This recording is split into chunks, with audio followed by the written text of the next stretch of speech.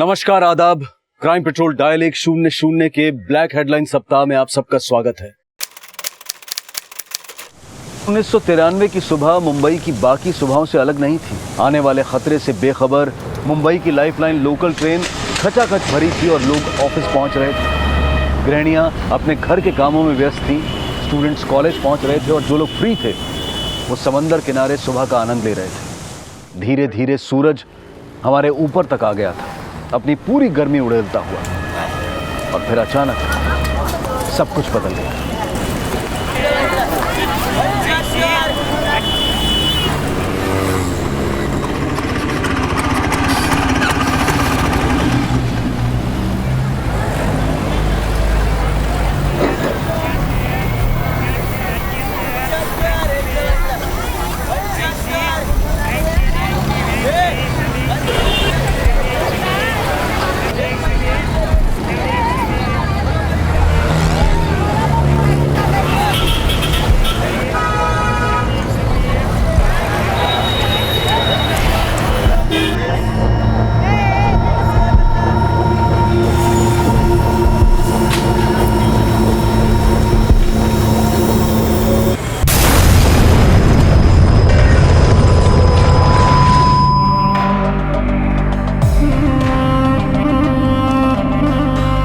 Crime के इतिहास में आजाद हिंदुस्तान के लिए यह सबसे बड़ा हादसा था। एक ऐसा हादसा जिसने जलियांवाला बाग कांड को भी बहुत पीछे छोड़ दिया था। अगर जलियांवाला बाग हादसा हमारी आजादी पर हमला था तो ये मुंबई बॉम्ब ब्लास्ट हमारे देश के सेकुलरिज्म यानी कि धर्मनिरपेक्षता पर वार था। कुछ ही घंटों में 12 ब्लास्ट ने 257 से भी ज्यादा लोगों की जानें ले ली। लगभग 717 लोग जख्मी हो गए। देश की आर्थिक राजधानी मुंबई की सिसकियां गूंज रही थी और पूरा देश शोक मना रहा था। दिन रात की तहकीकात के बाद आखिरकार पुलिस ने इस ब्लास्ट से जुड़े सभी एंटी सोशल एलिमेंट्स का पर्दाफाश कर दिया। इस अमानवीय हमले को अंजाम देने वाले बहुत सारे छोटे प्लेयर्स अरेस्ट भी किए गए, लेकिन इस खूनी खेल को अंजाम देने वाले बड़े प्लेयर्स, बड़े नाम या तो अंडरग्राउंड हो चुके थे या फिर देश छोड़कर भाग चुके थे। इस केस में बड़ी सफलता इस बॉम्ब ब्लास्ट के 8 साल के इंतजार के बाद हासिल हुई। मेरा डिलीवरी मैन बनेगा?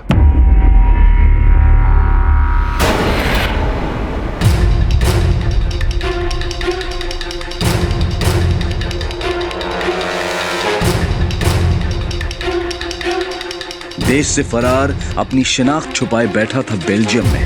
पुलिस और सरकार की अनथक मेहनत से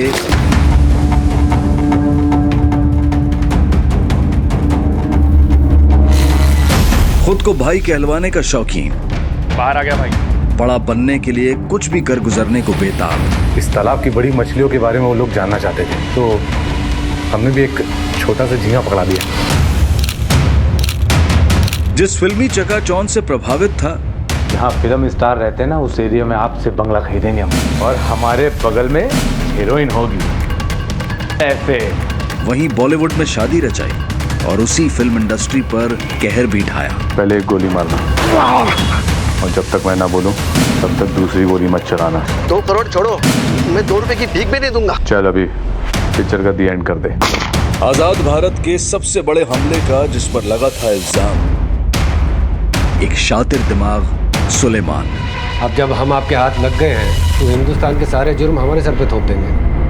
अजीब दादागिरी है पुलिस की।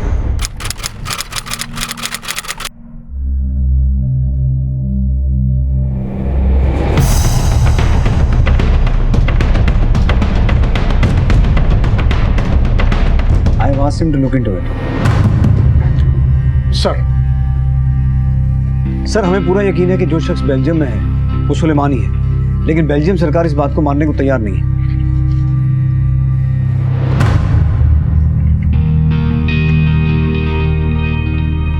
We can't blame them. हमारे पास जो इसकी फोटोज है और जैसा वो अब दिखता है, दोनों में बहुत फर्क है। Plastic surgery. सर, वहाँ उसका नाम रेहान है। एक बेल्जियम नेशनल से शादी करने के कारण उसके पास अब बेल्जियम की सिटीजनशिप भी है। बिना किसी पुख्ता सबूत के सुलेमान को हिंदुस्तान वापस लाना बहुत मुश्किल होगा। जितना भी मुश्किल हो, हम ये मौका हाथ से गवा नहीं सकते उज्जवल। ये 8 साल की लुका छुपी अब खत्म करते हैं। It has to sir. सिर्फ एक ही तरीका है, इसके फिंगरप्रिंट्स। ये सुलेमान मुंबई से नहीं था, ये मुजफ्फरनगर जैसे छोटे शहर से था। बेटा शकील, हमें तुम कभी नहीं हरा पाओगे। ये लो चाल। देखते हैं भाईजान। चल पता चल।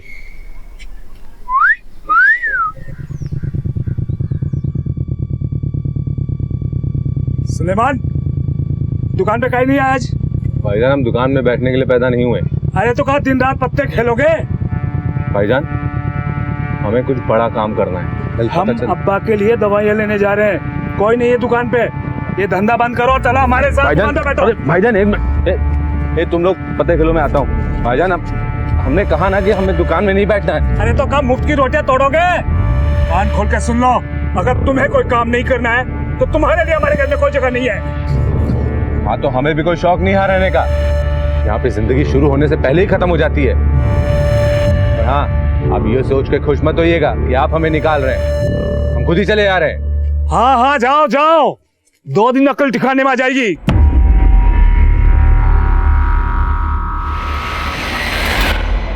अकल तो अब ठिकाने आई भाईजान।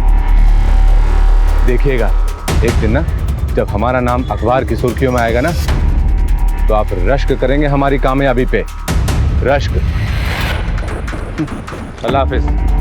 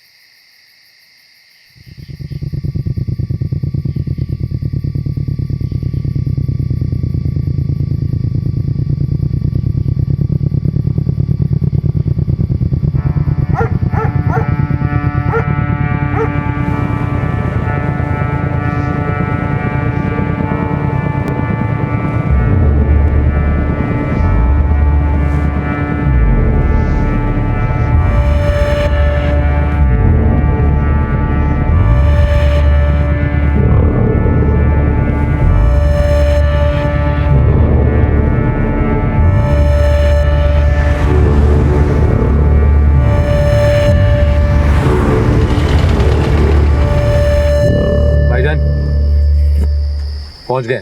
कितना पैसा हुआ भाई? 17 रुपए भाईजान। ये लो। भाईजान खुले नहीं है क्या? जब तुम्हारे पास खुले पैसे नहीं है तो तुम लोग टैक्सी चलाते क्यों हो? भाईजान अगर आपके पास बेडरूम नहीं है तो लड़की क्यों पटाते हैं? क्या बोला बे? क्या बोला तुम? चला। अरे तू बम्बई आके करेगा क्या? तो हम यहाँ पे कौन सा तीर मार रहे हैं समू भाई? दिल्ली में अच्छा खासा टैक्सी तो चला रहा है ना। टैक्सी चलाने के लिए पैदा नहीं हुए हम। दिन भर घिसकर 50 रुपए की कमाई भी हाथ में नहीं आती, ऊपर से सवारी से चिक चिक अलग, और सोने के लिए जगह ऐसी मिली है कि खुजली मस्ती हमारे पाँव में, मगर हाथ उठता है दूसरे का खुजाने के लिए। सेमू भाईजान सपनों की नगरी तो बंबई है, हमें बहुत बड़ा आदमी बनना है ताकि किसी की नजर उठे तो हमारा कद ना नाप पाए। बस हम बंबई आ रहे हैं, बाकी सब आप देख लेना।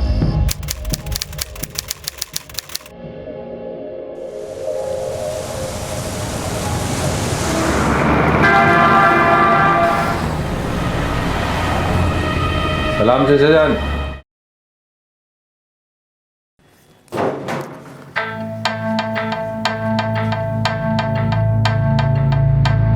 घर चाहिए बंबई में? जी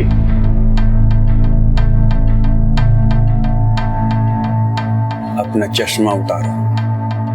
अरे चाचा जान, चश्मा उतरवा कर क्या हमारे अंदर कुछ स्पेशल दिख जाएगा आपको? खैर आप बोल रहे तो। डायलॉग मारने का शौक है, बंबई में हीरो बनने आए हो? हीरो विलन का तो पता नहीं, लेकिन हाँ बड़ा आदमी बनना है, बड़े लोगों के बीच उठना बैठना है, लंबी गाड़ी में घूमना है, और हाँ वो भी बहुत जल्दी। जल्दी का काम शैतान का होता है। अच्छा बता, किस इलाके में मांगता है तेरे को खोली? अरे वो जहां बड़े बड़े फिल्म स्टार रहते हैं ना, जुहू बीच।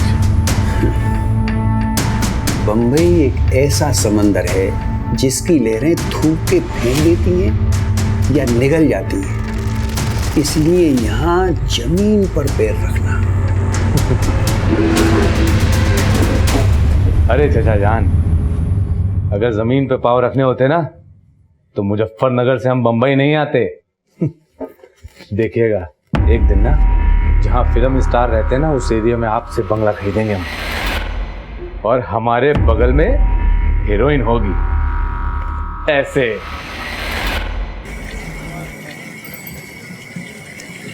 क्या सैमू भाई, 1 हफ्ता हो गया और अभी तक कुछ नहीं हुआ है। अरे सब्र कर मेरे भाई, अल्लाह साहब अच्छा करेगा। सैमू भाई, हम बिना कुछ हासिल किए हुए गांव तो नहीं जाएंगे।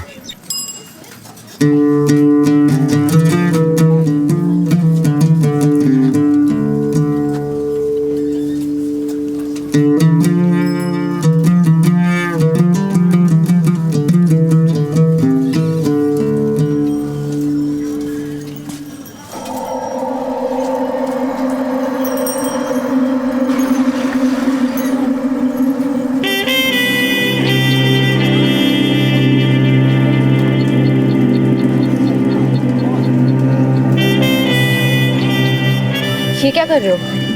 और हो कौन तुम?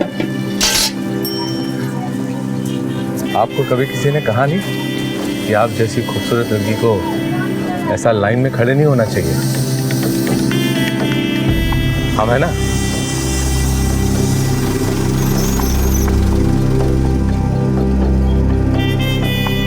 पानी कहाँ गया? तू नहीं सुधरेगा, चल अब। अरे सैमू भाई, चल। सुधरने थोड़े ना आए हैं बंबई।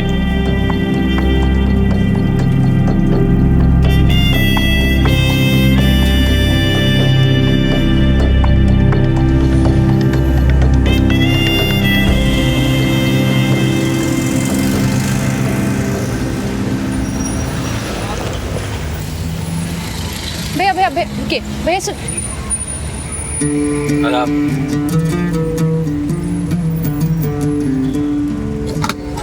अरे रुक क्यों गई आप ही के लिए तो लाए हैं। देखिए, हम आपको बहुत पसंद करते हैं और इसीलिए सब कुछ आपके लिए कर रहे हैं। हाँ, अगर आप हमें पसंद नहीं करती हैं तो मत बैठिए टैक्सी में। अरे आप भी जाइए, बैठ जाइए।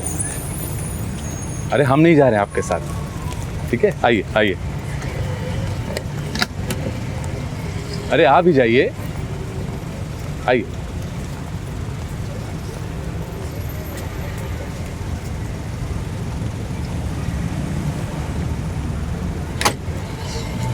भाईजान जरा संभाल के ले जाइएगा कॉलेज में, ये हीरोइन हमारी अमानत है, ठीक है?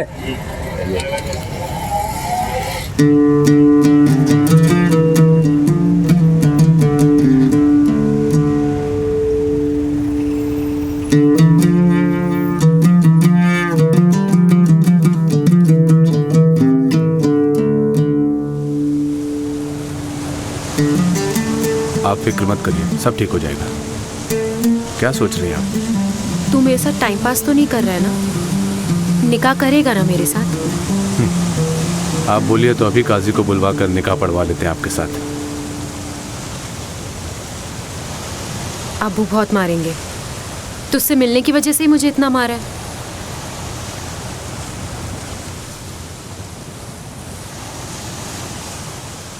बहुत मारा है, कोई बात नहीं।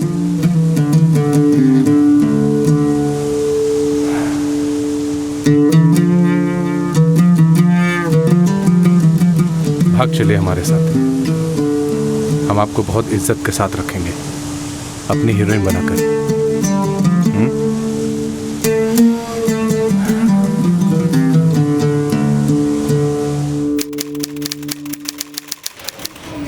साहब, मेरी बेटी को बचा लीजिए साहब, वो कमीना सुलेमान उससे भगा के लेके गया है। आराम से बताइए क्या बात है आपकी? साहब वो सुलेमान एक नंबर का कमीना है साहब। मेरी बेटी बेवकूफ, वो समझती है वो उससे प्यार करता है, वो कोई उससे प्यार वार नहीं करता साहब। वो तो बस उसके सीधे साधे भोले भालेपन का फायदा उठाना चाहता है।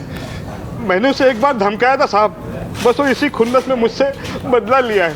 मेरी बेटी की जिंदगी बर्बाद होने से बचा लो साहब। कहाँ लेके जा रही हो? अरे बोलो कि हम दोनों को यहाँ क्यों लेकर आए हो? छोड़ो, खाना छोड़ो। क्यों बे, लड़की भगाएगा? बहुत हीरो बनने का शौक है तुझे? साहब रुकिए रुकिए, हाथ उठाने से पहले निकाहनामा देख लीजिए। हमने कोई लड़की नहीं भगाई है, बकायदा निकाह किया है इनसे। निकाह? जी पूछ लीजिए। समझाइए नहीं साहब, समझती नहीं है। मीना सुन, बहुत पछताएगी तू। क्या जानती तू इस लड़के के बारे में? एक नंबर का आवारा है ये। अरे ये किसी का नहीं हो सकता तो तेरा क्या होगा? सांप है सांप, डस लेगा तुझे ये। अब वो छोड़िए, जाने दीजिए।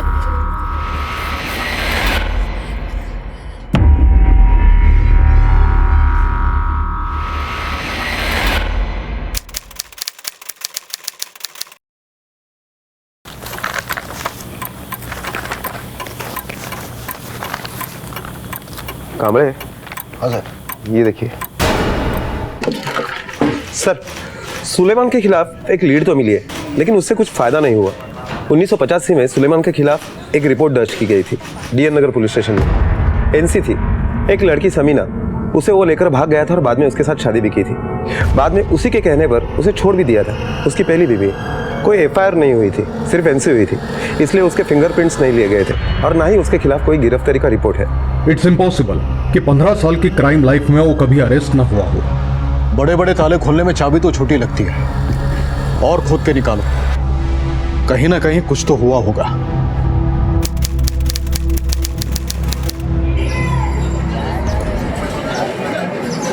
जल्दी कर, ये ले। क्या सहमू भाई, 2.5 साल हो गया है और आपने अभी तक फजल भाई से मिलवाया नहीं है। ये दूध बेचते बेचते थक चुके हैं हम, और अब तो समीना की भी जिम्मेदारी हमारे ही ऊपर है। फजल भाई का वक्त पैसे से ज्यादा कीमती है, और सब्र रख, तेरी जरूरत से ज्यादा उनके मूड पे डिपेंड है। क्या भाईजान, आप कब से हमको लॉलीपॉप पकड़ा रहे हैं? सुलेमान, तेरे को मेरे पे भरोसा नहीं है? अरे फजल भाई को आने दे, अगर उनका मूड सही हुआ तो तेरी आज बात पक्की, समझा? अरे फजल भाई आ गए, तू रुक, मैं तेरे लिए बात करके आता हूं।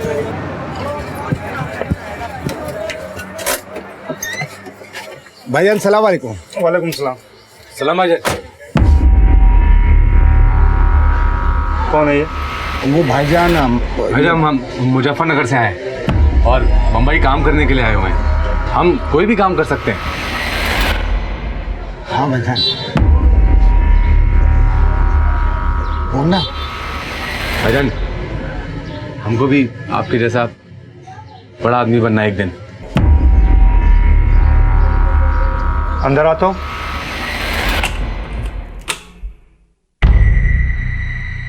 चला जा, रुक।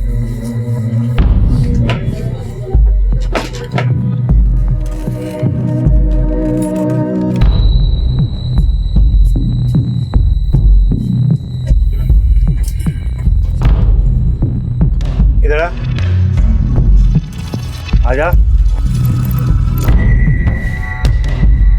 हाथ दे।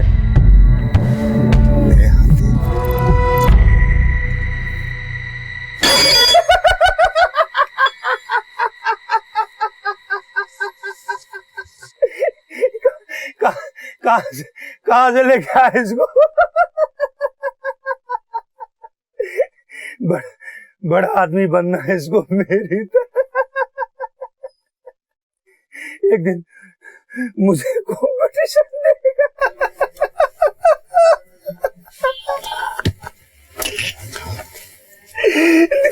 कहीं पैजामा गीला तो नहीं कर दिया?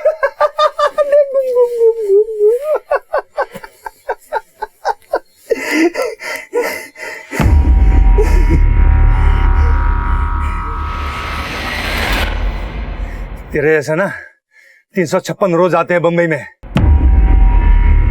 तेरे लिए एक ही काम है, सज्जाद को बोल फजल भाई वाली चाय बनाए। चल जाना, अरे जाना जाना। और सुन, बाहर जो अपनी गाड़ी खड़ी है ना, फटका मारते हुए जाना।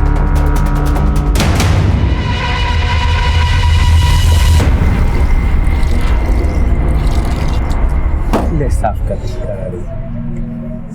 अरे तू एड़ा हो गया, पूरा एड़ा। काई को इतना घूर रहा था? तेरे को मालूम है फैजल भाई कौन है?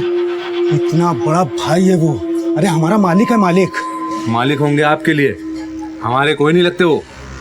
और देखिएगा एक दिन ना हमारे नाम पे ही अपनी पैंट गीली करते दिखेंगे।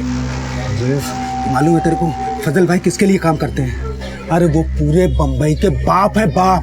और तू समझता क्यों नहीं? तो हम फजल भाई के लिए क्यों, हम उनके बाप लोग के साथ डायरेक्ट काम क्यों नहीं करेंगे? अच्छा, तू टाइगर के लिए काम करेगा? हाँ तो तू एड़ा हो गया है। मालूम है वो इतनी सी गलती में सीधा खल्लास का डालते हैं। और मैंने फैजल भाई से तेरे लिए दुकान में बात किया है।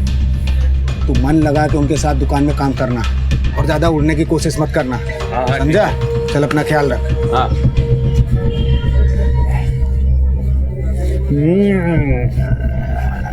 क्यों बे? गाड़ी साफ हो गई? बस भाईजान हो रही है। ऐसे ही साफ करोगे? बन गए बड़े आदमी।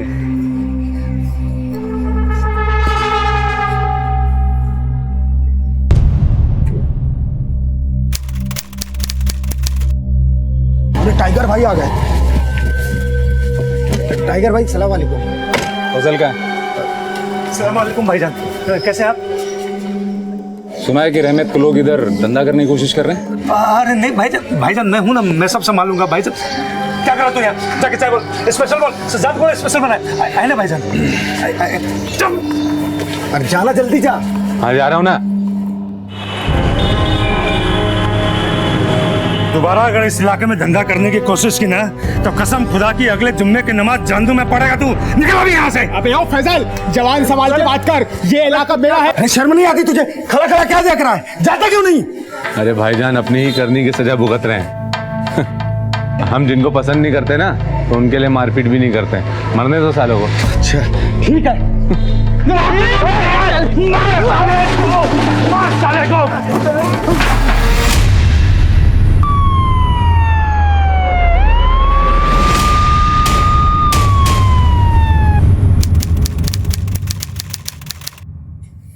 साहब हमें तो आपने फालतू उठाया है। हम तो बम्बई शहर में भी नए नए आए हैं और वो फैजल भाई की दुकान पे काम करने लगे हैं। इस मार पिटाई से हमारा कोई लेना देना नहीं है। बस हम तो दुकान के साइड में खड़े हुए थे। सिर्फ खड़ा था? तमाशा देखने का बहुत शौक है तुझे? दिखाऊं तुझे तमाशा में? अम्मी कसम हम सच बोल रहे हैं साहब। अब तूने अम्मी की कसम खाई ली है तो सच सच बता, झगड़ा शुरू किसने किया?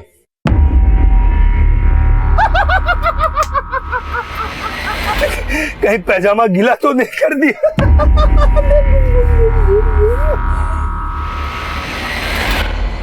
जी साहब हम सब सच बताते हैं आपको। झगड़ा फैजल भाई ने ही शुरू किया था, वो भी कत्ल के इरादे से, क्योंकि उनकी सारा स्मगलिंग का सामान वो मार्केट में अकेले बेचना चाहते थे और वहाँ रहमत पांव पसार रहा था और इसीलिए उन्होंने मारपीट शुरू करा दी। सच बोल रहा है तू? जी हम झूठ नहीं बोलते।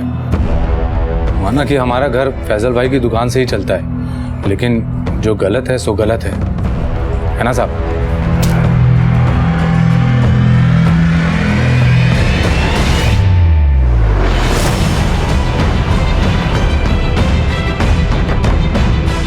तावड़े हाथ तक।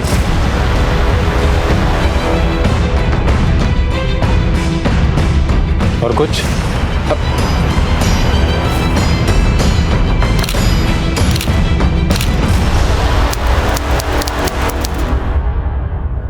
भाई वो अमान भाई को पैसे पहुंचा दिए सुरेश, बाकी का हिसाब भी देख ले। ठीक भाई। भाईजान सलाम। कैसे कटे 2 महीने जेल में? सुना कि फजल को तूने ही फंसा है?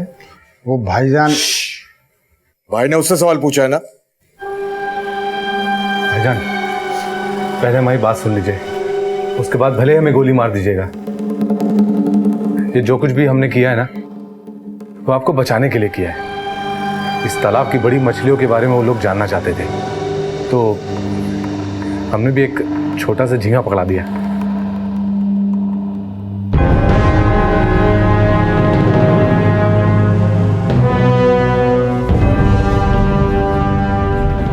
में टैक्सी चलाता था ना? जी भाई। मेरा डिलीवरी मैन बनेगा? स्मगलिंग के माल की डिलीवरी करेगा? जी भाईजान, बिल्कुल करेंगे और आपको शिकायत का कोई मौका नहीं देंगे। शुक्रिया भाईजान, शुक्रिया। सुलेमान सिर्फ एक बार अरेस्ट हुआ था 1987 में। उसने कई लोगों की जानें ली थी, लेकिन बिना हथियार को हाथ लगाए, और अपने दिमाग की इसी चतुराई की वजह से वो क्राइम की दुनिया में तरक्की की सीढ़ियां चढ़ता चला गया। नाम, आइडेंटिटी और कुछ हद तक अपना चेहरा बदलकर वो बेल्जियम में अपनी जिंदगी आराम से बसर कर रहा था। 1987 के अरेस्ट में उसके फिंगरप्रिंट्स लिए गए थे और उसी के बेसिस पर इंडियन गवर्नमेंट ने अपना केस बनाकर बेल्जियम गवर्नमेंट से एक्स्ट्राडिशन की मांग की। एक्स्ट्राडिशन में 5 साल लग गए। बेल्जियम कोर्ट में सारे सबूत पेश किए गए और उस पर लगे 52 केसेस में से सिर्फ 8 केसेस पर उसे चार्ज करने की मंजूरी दी गई। लेकिन मुंबई पुलिस और सीबीआई के लिए अब सबसे बड़ी चुनौती थी इन केसेस को कोर्ट में साबित करके उसे सजा दिलवाने की।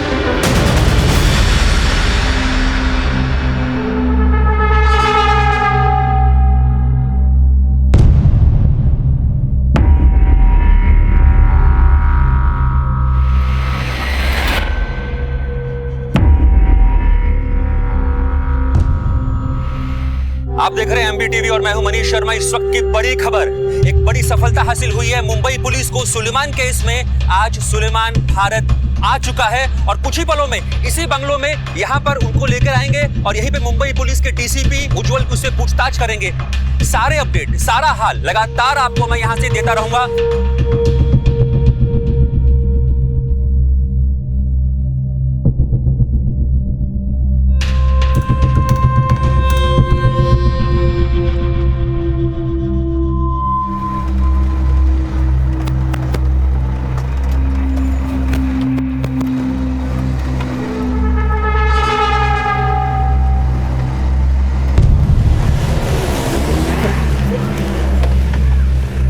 सर, ये बड़ी कामयाबी मिली है मुंबई पुलिस को। इस पूरे मामले में क्या कहना है आपको? सर, क्या सवाल होंगे आपके?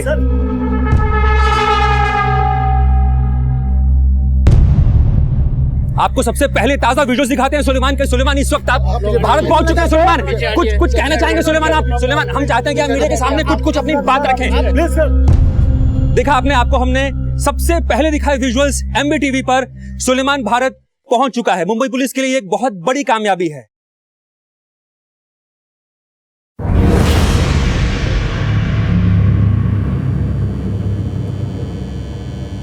भाईजान, ये बंधन खुलवा देंगे?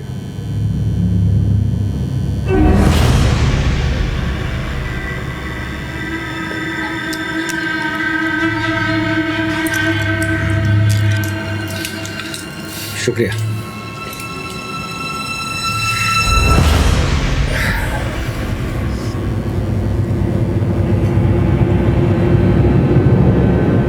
भाईजान, एक मुंबई की कटिंग चाय पिलाओ ना, बहुत टाइम हो गया।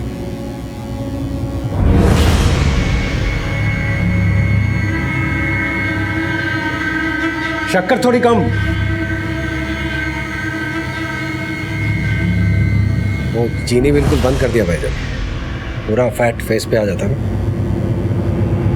हिंदुस्तानियों की खातिरदारी का जवाब नहीं भाईजान। अगर वो अपना यहाँ कोई तेरा भाईजान नहीं है। क्या समझता है, चाय पीता है इसको। अले को तो जूते चप्पल खिलाने चाहिए। मेरे चचेरे भाई की ऐसी दर्दनाक मौत हुई थी उस मुंबई बम धमाके में, जहां इसने माल सप्लाई किया था।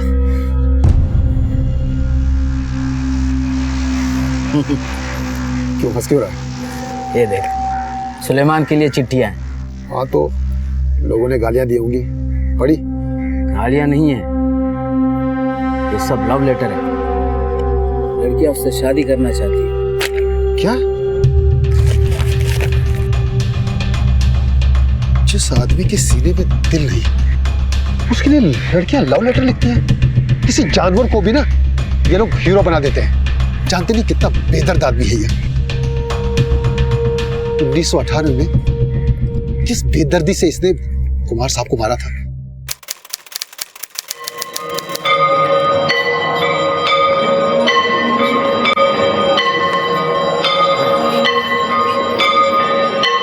हाय, ये राजेंद्र कुमार मंदिर के अंदर जा रहा है। उसे मंदिर से बाहर निकलने दे, उसके बाद गेम बजाना। ठीक है भाई।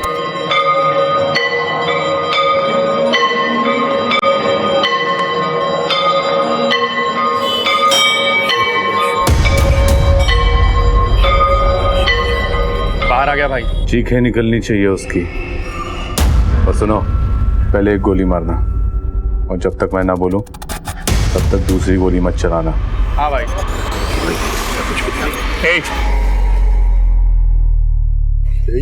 ये क्या है? अंदर रख इसको। तू जानता नहीं मुझे? रुक, नहीं तो ठोक दूंगा। दे दे, मुझे क्यों मारो? देख इसको रख अंदर, मुझे मत मार। इसको अंदर रख, अंदर रख मेरे।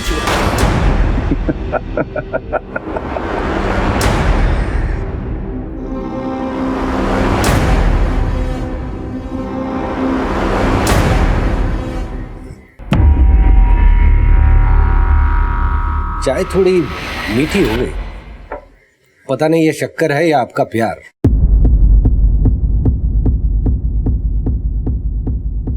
भाईजान, सॉरी साहब, एक बात बताएंगे? एक नहीं 100 बातें बताएंगे। पहले तू ये बता कि राजेंद्र कुमार के मर्डर के वक्त तू ही था ना फोन पे? तू ही इंस्ट्रक्शन दे रहा था ना उस शूटर को? अच्छी कहानी बनाते हो साहब आप।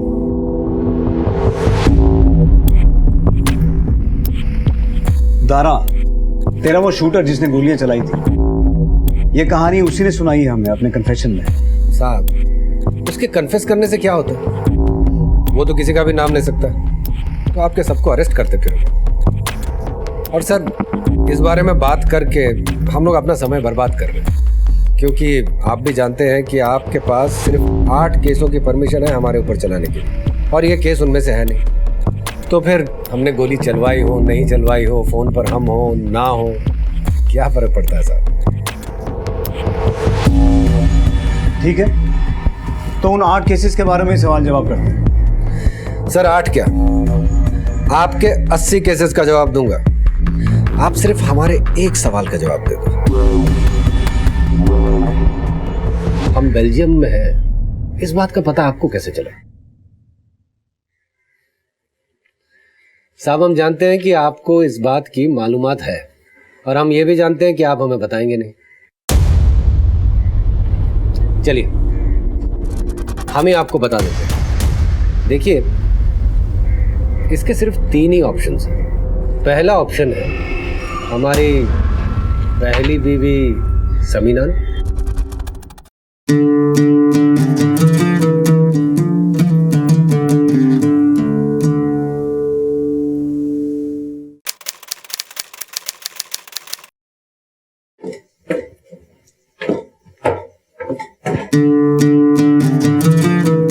वाह, क्या बात है।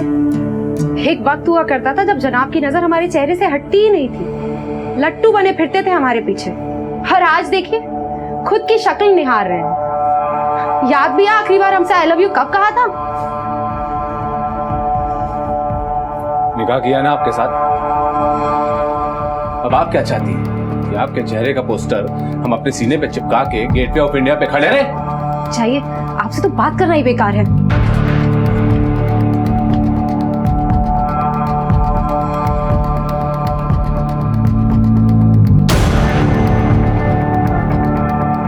सलमा बता रही थी एक लड़की के साथ बहुत देखे जा रहे हैं। सिर्फ एक लड़की के बारे में बताया? और भी हैं। क्या मतलब है? देखिए, हम घर के बाहर क्या करते हैं, अगर आप उसमें दखल ना ही दे तो बेहतर होगा। तो हमसे निकाह क्यों किया था? हम कोई सजावट का सामान है जिसे लाए बाजार से और टंगा दिए दीवार पर? वक्त हुआ करता था जब हम आपकी हीरोइन हुआ करते थे। क्या हो गया अचानक से? हाँ, हम बहुतों के हीरो हैं। बत्ती बुझा दो और सो जाइए, वरना हमारे पास और भी रास्ते हैं सुलाने के।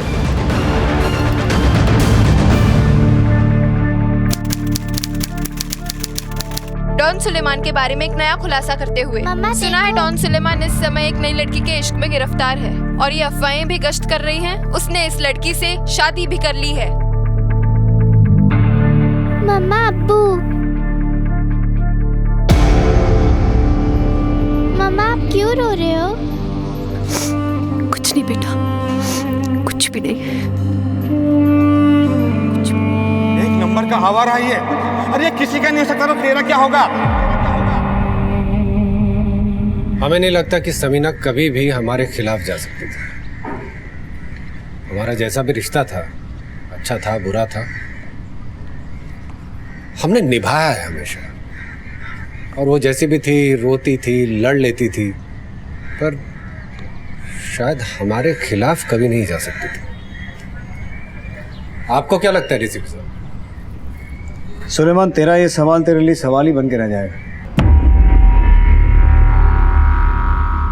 चल कुछ ऐसे सवाल पूछता हूँ जिनके जवाब होंगे तेरे पास। Jaideep Agarwal extortion and murder case 1994।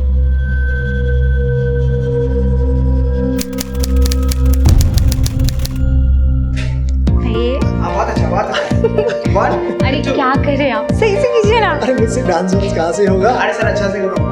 Sangeeta की शादी में 5 ही दिन बाकी है, इसलिए अच्छे से करो। यहाँ हाथ रखो। 1, 2, फिर से वही। आप मेरे से तो सीखने से रहे, आप ही सिखाइए दादा इन्हें। हेलो, सुलेमान बोल रहे हैं, जरा अपने पति देव को फोन दीजिए। सुनिए, सुलेमान का फोन है। आदाब भाईजान, कैसे हैं? सब खैरियत? तुझे जो करना है वो कर ले, समझ गया ना? आपको बोला था कि आपका जो फ्लैट है वो हमें दे दीजिए, मगर आप मान ही नहीं रहे हैं। अब अगर अब भी नहीं माने। अबे मीरा रोड का फ्लैट तो बहुत बड़ी बात है, मैं तुझे 1 इंच भी जमीन नहीं दूंगा। अबे बहुत देखे तेरे जैसे भौंकने वाले, ऐसा नहीं पहुंचा हूं यहाँ तक। फोन रख, दोबारा अगर फोन किया ना तो जहां रहता वहीं आके। ख्याल रखिए अपना और भाभी जान का।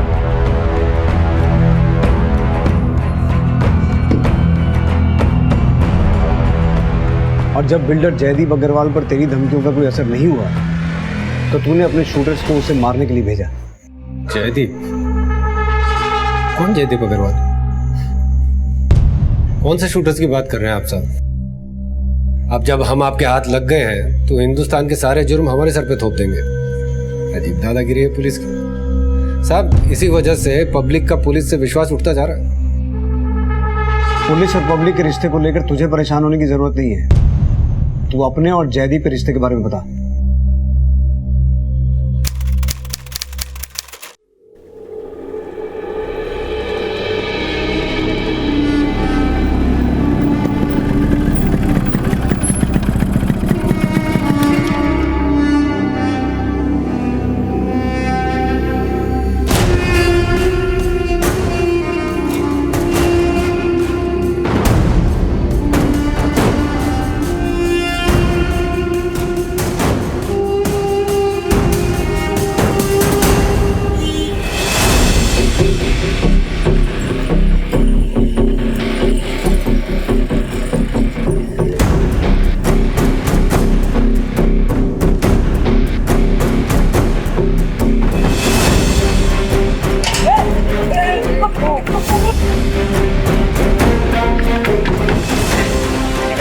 जा तू अंदर जा।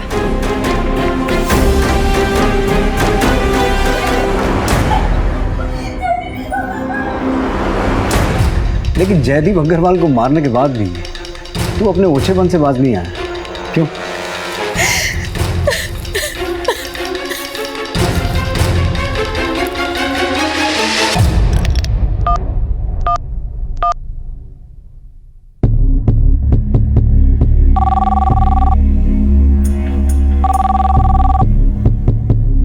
हेलो शोभना जी से बात कराइए।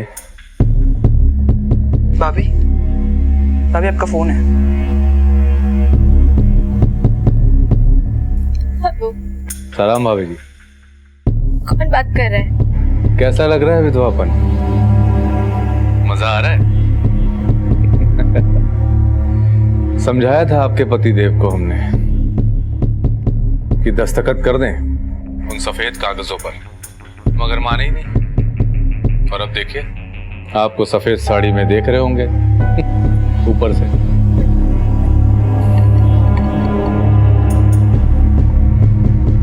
रोइए रोइए, क्योंकि जितना आप रोएंगी उतना ही हमारे दिल को सुकून मिलेगा। और सुनिए, आपके देवरों की जो जमीन है ना, जो मुझे चाहिए, उनको बोलिए वो मुझे दे दे।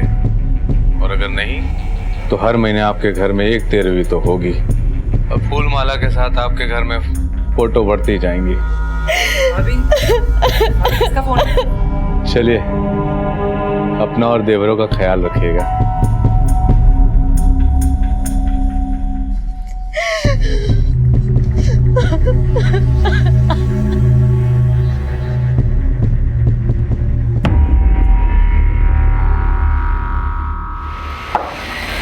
ये तो सिर्फ इस केस की शुरुआत थी, अंत से बहुत दूर। इस क्रिमिनल पर और भी बहुत सारे भयानक अपराधों को अंजाम देने का इल्जाम था। लेकिन ये इतना बड़ा आतंकवादी बना कैसे?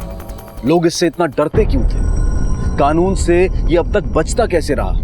और मीडिया इंडस्ट्री में इसका इतना खौफ क्यों था?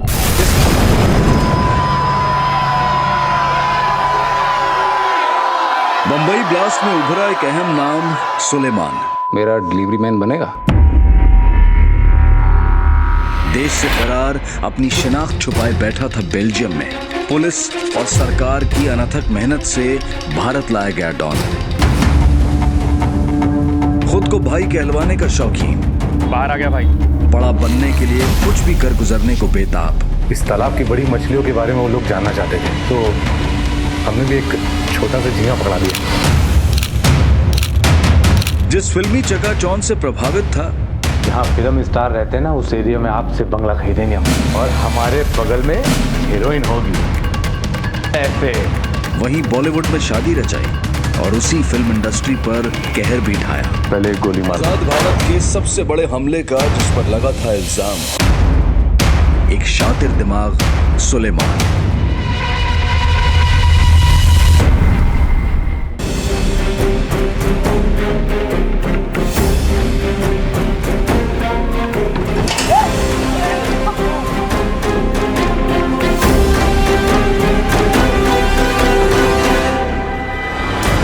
लेकिन जयदीप अग्रवाल को मारने के बाद भी तू अपने ओछेपन से बाज नहीं आया, क्यों?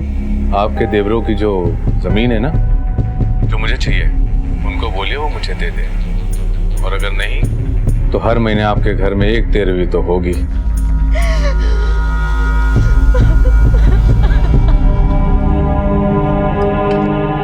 ये मिनरल वाटर है ना साहब? आपने बहुत अच्छा किया हमको यहाँ वापस बुला लिया, क्योंकि जैसा चल रहा था हमारा यहाँ आना बिल्कुल नहीं हो पाता। ये केस वेस से तो हम बरी हो ही जाएंगे, उसके बाद इलेक्शन लड़ेंगे। और फिर साहब, आपके जैसे शेर सितारे पहनने वाले ऑफिसर हमको सिक्योरिटी देंगे और हमारे लिए अपनी छाती पे गोली खाएंगे। क्या बोलते हो डीसीपी साहब? तो तेरा ये कहना है कि जयदीप अग्रवाल के कत्ल और उसकी बीवी को धमकी देने में तेरा कोई हाथ नहीं है? सब अफवाह है। अबे अफवाहें नहीं है, सबूत है हमारे पास।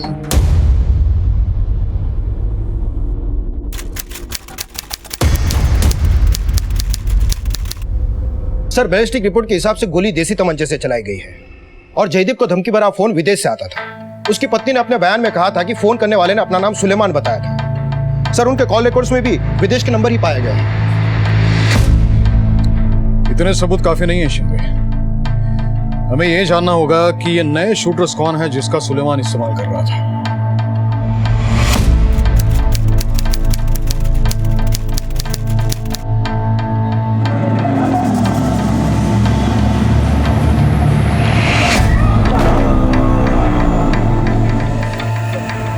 ये फाइल कबर्ड में रखो।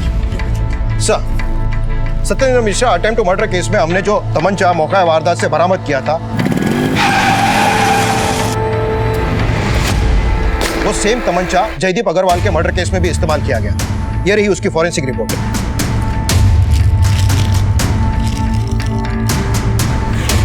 Made in Manika. ये मनिका देश है का? मनिका मनिका मनिका मनिका सर, इसमें मनिका कहीं नहीं है सर। तमंचे के ऊपर मेड इन मनिका लिखा है तो ये जगह कहीं ना कहीं तो होनी चाहिए। जस्ट लुक केयरफुली, आप भी देखो। मनिका मनिका मनिका मनिका। मनिका में क्या काम है? तुम जानते हो मनिका कहाँ है? अरे साहब, जानेंगे कैसे नहीं, ससुराल है मेरा।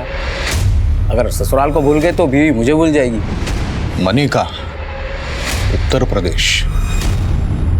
तो यहां से आ रहे थे ये शूटर्स। पिछले महीने यहाँ से कोई मुंबई गया था, किसी की जिंदगी में अचानक से कोई बदलाव आया था? यहाँ मनिका में तो नहीं, लेकिन मुजफ्फरनगर में आया था। तुम जानते हो उससे? जी सर। इसको बोले है ना मारने, इसी को गोली दागना। काम सटीक होना चाहिए, समझा? पैसे लेके कहाँ गाड़ी का मार रहा है? 5,000 रुपए के लिए हमें मार रहा है यार। अरे पैसों के लिए कुछ भी करेंगे हम। उसकी जान ले लेगा 5,000 रुपए के लिए। ले लूंगा, उसकी जान ले लूंगा। मारता है यार। तुम्हें पैसा चाहिए ना? हाँ, मैं देता हूँ। ए, तू निकल चल। मारता है खाली पीली। तू कल मिलियो चौपाल के पीछे। चले। पैसे नहीं मिले ना तो वापस मारूंगा उसे मैं। सीधा कंधा नीचे, दार से एकदम सटीक निशाना। भैया जी, हमारा पैसा। चले, जानता है निशाना कैसे लगाते?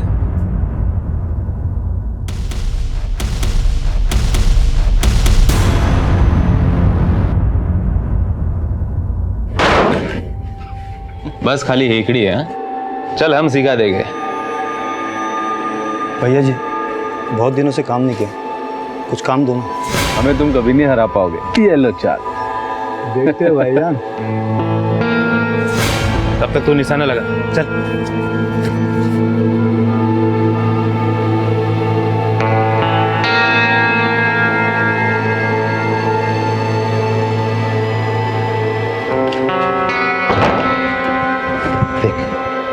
नया काम, नया आदमी, तुझे पैसे ही चाहिए ना? हाँ भैया जी। हाँ, कुछ दिन रुक जा, मैं तेरे लिए करता हूँ। लेकिन अपने धंधे के बारे में ना कभी किसी के सामने अपना मुंह मत खोलियो, समझा? हाँ भैया। चल, अब जितना बोला है ना शकील, उतना कर, समझा क्या? हाँ भैया।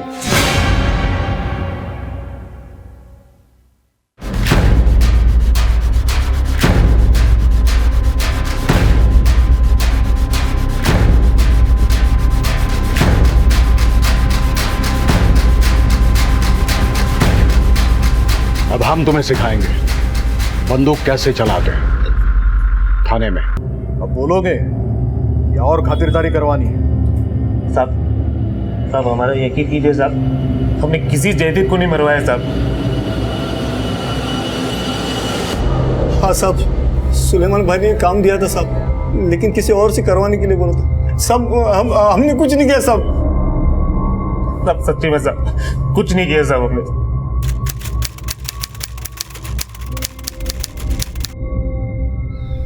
शकील चाचा, आपका फोन आया है। तुम चलो रे, मैं फोन देख के आता।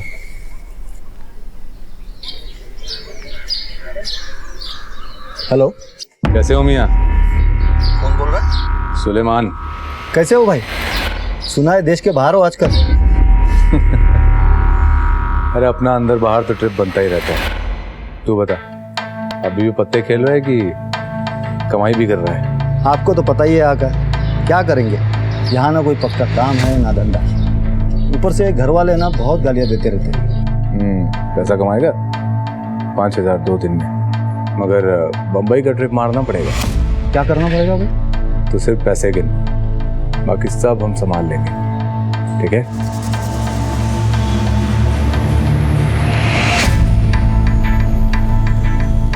हाँ करूँगा भाई। चलो, अपना ख्याल रख। मान गए तुझे सुलेमान। दूर दराज के गांव से कत्ल की वारदातों को अंजाम देने के लिए लड़कों को शहर बुला लिया। लड़के आते थे, गोलियां बरसा के चले जाते थे। तेरे लिए 2 दिन का खेल और हमारे लिए 7 महीने की कड़ी तहकीकात। वाह साहब, आपको तो सब डिटेल में मालूम है।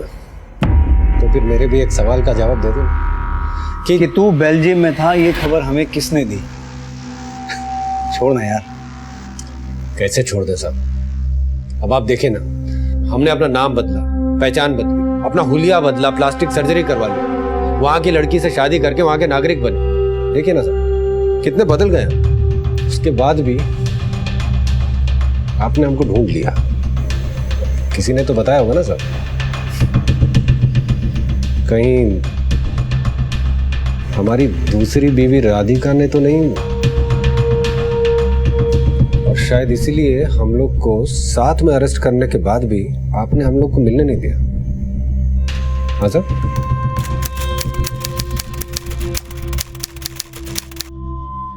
हम बहुत खुश हैं कि आप हमारी जिंदगी में आई हैं। चाय। और इनके लिए लाती हूँ, आप तो लीजिए।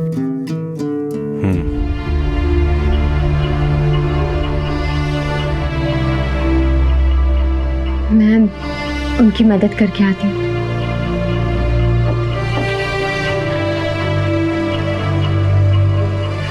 अच्छा बताइए, आपका नाम क्या है? रूही। रूही। और आपको मम्मी ज्यादा पसंद है पापा?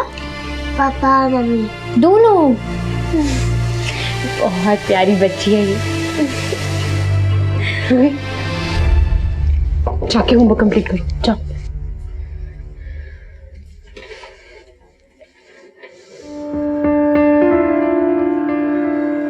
मैं नहीं जानती थी कि वो पहले से शादीशुदा है, लेकिन आप फिक्र मत करना, मैं कभी आपकी जगह लेने की कोशिश नहीं करूंगी।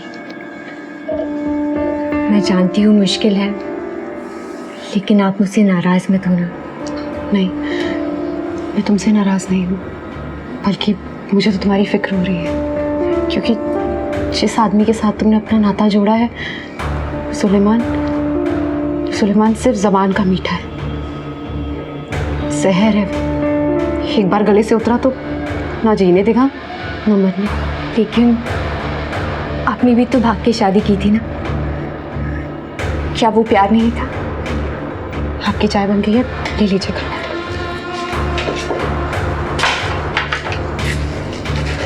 आपने जवाब नहीं दिया। क्या फर्क पड़ता है कि वो प्यार था या डर? वक्त निकल चुका है, अब वो वापस नहीं आएगा। मैं तो अब कुछ कर नहीं सकती, पर तुम बहुत कुछ कर सकती हो। मेरी मानो तो भाग जाओ यहाँ से, अभी भी वक्त है, भाग जाओ बहुत दूर। मैं समझी नहीं आप क्या कहना चाहती हैं। वक्त सब समझा देगा।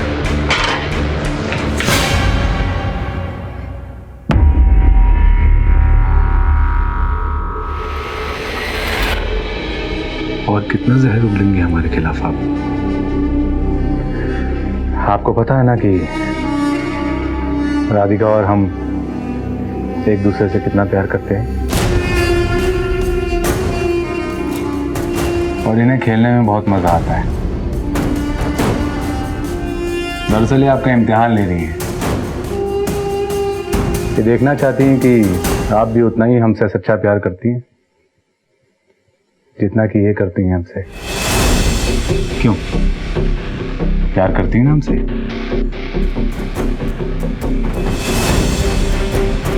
है ना?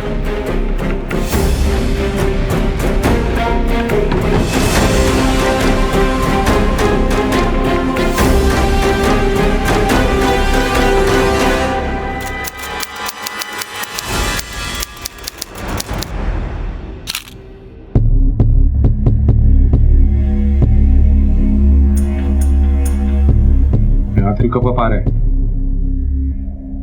लाइए दे दीजिए। पासपोर्ट के लिए है, अगर एप्लीकेशन रिजेक्ट होगी ना तो आप अपनी जिंदगी से रिजेक्ट हो जाएंगे। हाँ जी, ये अच्छा है। पकड़िए। और 1 घंटे में चाहिए। 1 घंटा मतलब 1 घंटा। आपको आधे घंटे में देता हूँ भाईजान। मेरा करियर अभी शुरू है, जाना क्या जरूरी है मेरा? और ये फर्जी पासपोर्ट क्यों? असली पासपोर्ट है ना? आइए आप बैठिए। देखिए, हमारे बहुत दुश्मन हैं और ताकतवर भी। वो हमसे बदला लेने के लिए आपको भी नुकसान पहुंचा सकते हैं।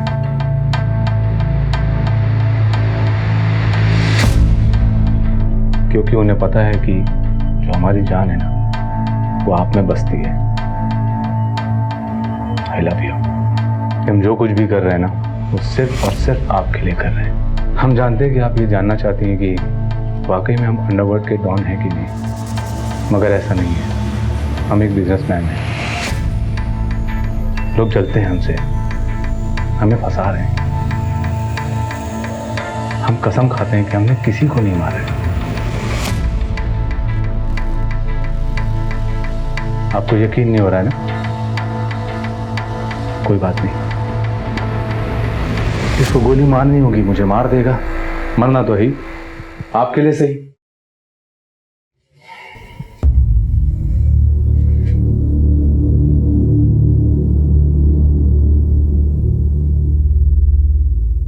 जैसा आप ठीक समझे, आप जो कहोगे वैसा ही करेंगे।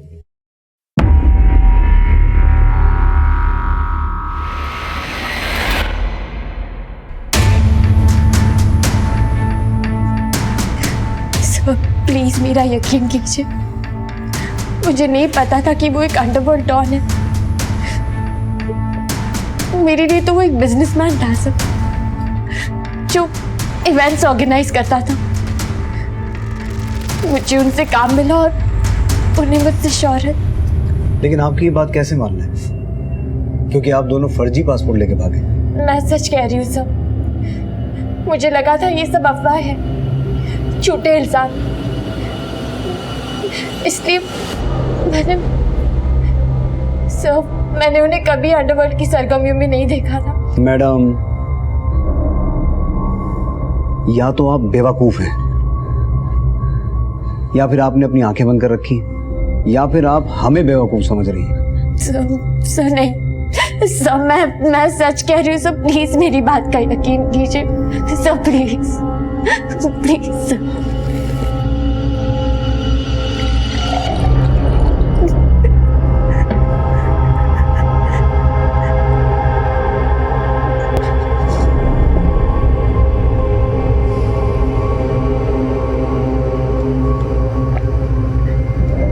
वो ऐसा नहीं कर सकती। जिसने अपना सब कुछ हमारे लिए छोड़ दिया हो, वो हमें पकड़वाने की साजिश क्यों करेगी? और फिर उसने आखिर तक हमारा साथ दिया है। और हम भी अपनी औरतों का ख्याल रखना जानते हैं सर। वो हमारे साथ बेवफाई नहीं कर सकती, आप उसको छोड़ दीजिए। क्योंकि उसका जुर्म सिर्फ इतना है कि उसने नकली पासपोर्ट में सफर किया है। बाकी हमारे काम के बारे में वो कुछ नहीं जानती। और वैसे भी हम इस हाथ से काम करते हैं तो इस हाथ को भी नहीं पता चलता। तो तुझे क्या लगता है, तेरे खिलाफ तेरी पहली बीवी ने गवाही दी है?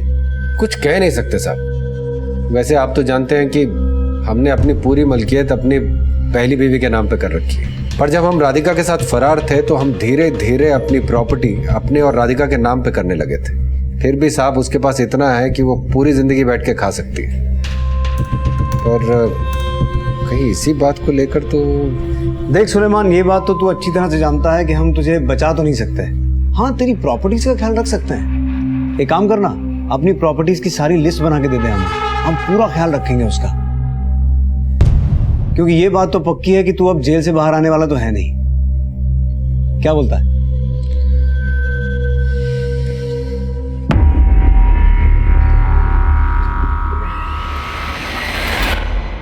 साहब, आपको ये पूरा यकीन है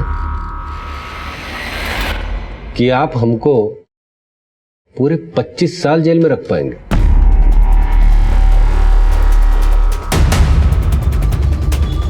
ये जितने भी केसेस आपने हमारे खिलाफ लगाए हैं ना साहब, उसमें से सब में कामयाबी नहीं मिलेगी आपको। ज्यादा से ज्यादा 7-8 साल। उसके बाद हम सोच रहे हैं कि हम मुजफ्फरनगर चले जाएं। यकीन मानिए साहब, वहां के लोग हमसे बहुत प्यार करते हैं और मीडिया को भी हमसे बहुत मजा आता है। अक्सर हमारे बारे में कुछ ना कुछ लिखते रहते हैं, बोलते रहते हैं। वो क्या बोलते हैं ना साहब, उसको अपना TRP वो मिलती है उनको हमसे। और सर जेल में हमारे 2 साथी बने हैं जिनकी अंग्रेजी बहुत अच्छी है। वो हमारी ऑटोबायोग्राफी लिख रहे हैं, हमारी जिंदगी की कहानी। अब सर बाहर आते हैं हम, इससे भी बड़े स्टार बन जाएंगे और इलेक्शन में जीत पक्की है हमारी। फिर कभी आप आइएगा मुजफ्फरनगर, अपनी जिंदगी का लेखा जोखा डिटेल में बताएंगे आपको। तू जेल से बाहर निकलेगा तो ना, और इलेक्शन जीतना तो दूर, इलेक्शन लड़ भी नहीं पाएगा। और तेरा जो अपनी प्रॉपर्टीज तक पहुंचने का ख्वाब है ना, वो ख्वाब ही रह जाएगा। तेरे हाथ मालूम में क्या लगेगा? कैदी का लिबास। क्योंकि सुलेमान, एक केस ऐसा है जिसमें तेरी रिहाई मुमकिन ही नहीं है। ये वही केस है जिसमें 257 मारे गए थे और 717 घायल हुए थे।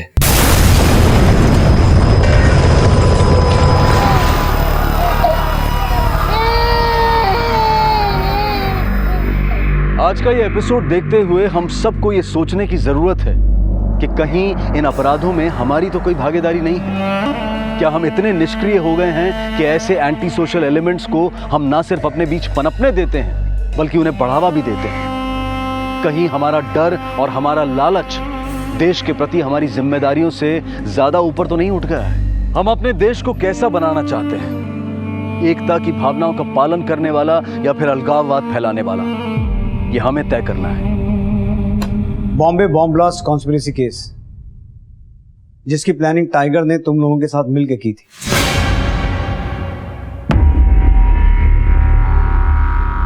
And we are going to charge you under 3 sections including conspiracy of blast.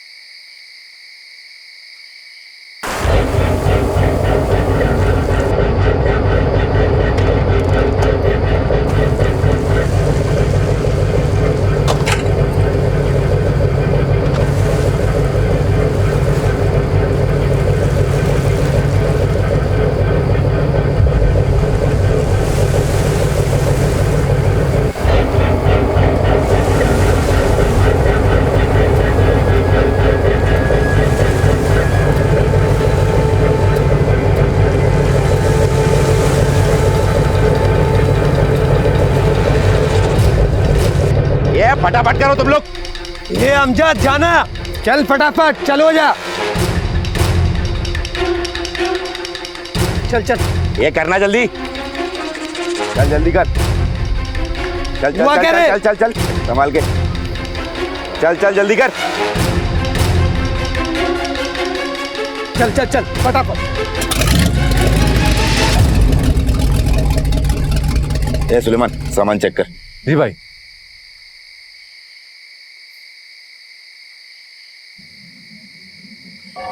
अरे वाह, क्या खुशबू है।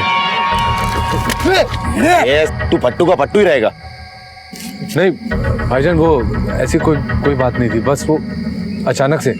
अरे अचानक से ही तो होना है सब कुछ, इतना अचानक से कि किसी को कानो कान भनक भी ना लगे। अक्खा बम्बई को काले साबुन से नहलाना है, समझा?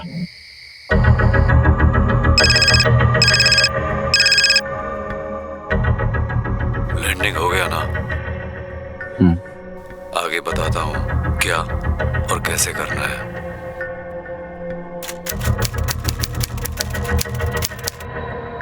बदला लेना है,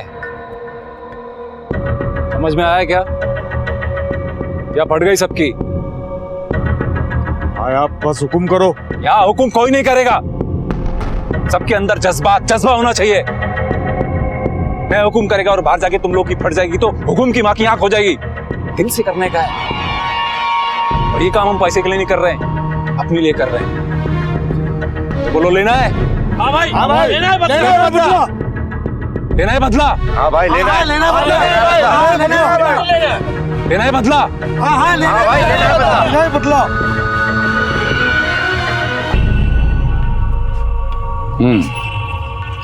जहाँ का माल है समझ वहाँ पहुँचाने का है।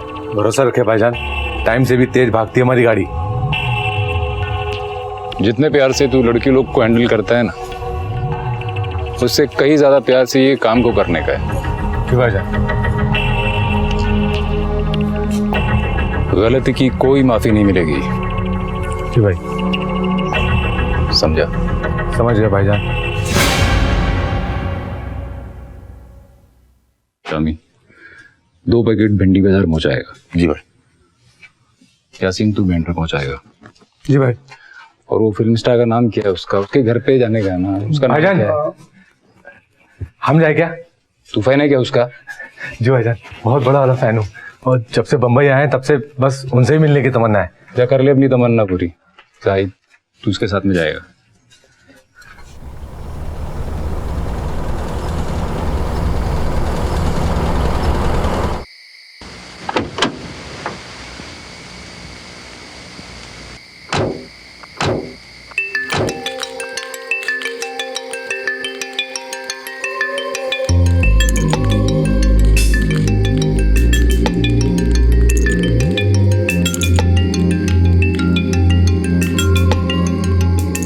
जनाब कैसे हो? सुलेमान निकाल।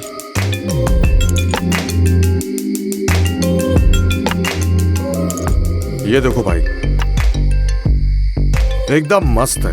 मतलब खाली हाथ में भी पकड़ के रखेंगे ना, सामने वाले की तो हवा निकल जाएगी। तो भाई आप तो गन को ऐसे पकड़े ले जैसे पहले भी चला चुके हो।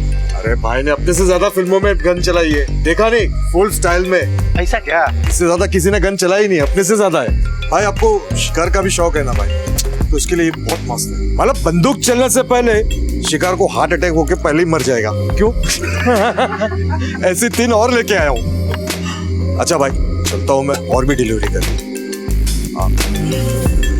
अच्छा भाई, ये सुलेमान है, अपना खास है, आपका बहुत बड़ा फैन है भाई। जी भाई। अच्छा चल, अब चल, मिल लिया ना? हाँ शुक्रिया भाई। चलना नहीं, फैन है आपका भाई हो। चल।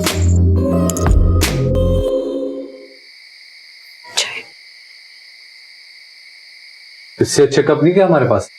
इसमें क्या खराबी है?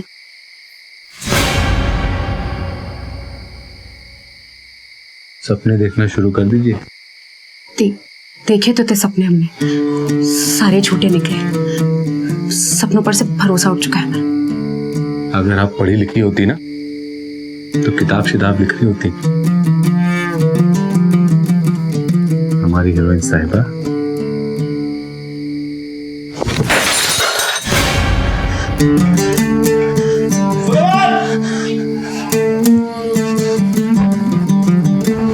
साफ करिए इसे।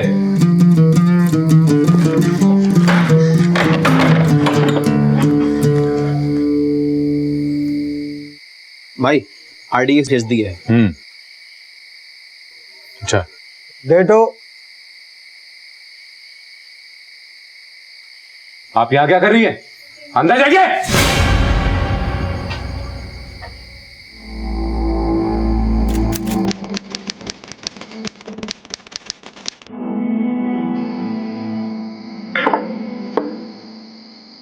क्या भाई, आज तो बहुत खुश लग रहा तू। अबे हम हिस्ट्री किससे समझता तू? इतिहास लिखने वाले हैं हम। लगता है भाई आपको जरूरी है, बेचारी नहीं है।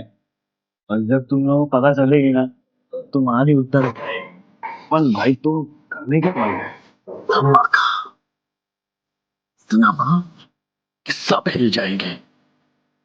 दम से होगा तेरी इसको क्या रे? तू जानता है अब लोग कितने बड़े काम को अंजाम देने वाले हैं? साले तेरे घर में अगर बम नहीं रखा ना तो मेरा भी नाम मुस्ताक नहीं। कौन रखेगा?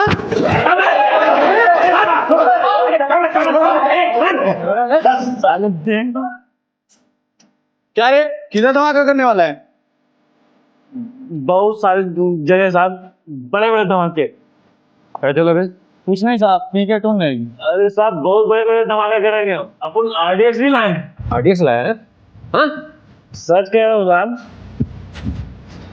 सीधा खड़ा रहा पहले। हाँ बोल। कुछ नहीं साहब, ठीक टोन नहीं। सीधा खड़ा। मेरी अजीम भाई से बात हुई है, वो सबको दुबई बुला लेंगे एक एक करके, तुझे भी। कल सुबह 9:30 बजे धमाके शुरू होंगे, पीक टाइम। सब लोग अपने ऑफिस जाने की तैयारी में होंगे। कुल मिला के 13 धमाके करने अपने। भाई मुश्ताक को पुलिस ने उठा लिया, दारू पी के द्वार में लफड़ा कर रहा था।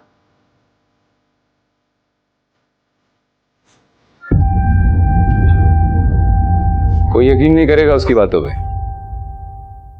किसी को यकीन ही नहीं आएगा कि इतना बड़ा कांड भी हो सकता है।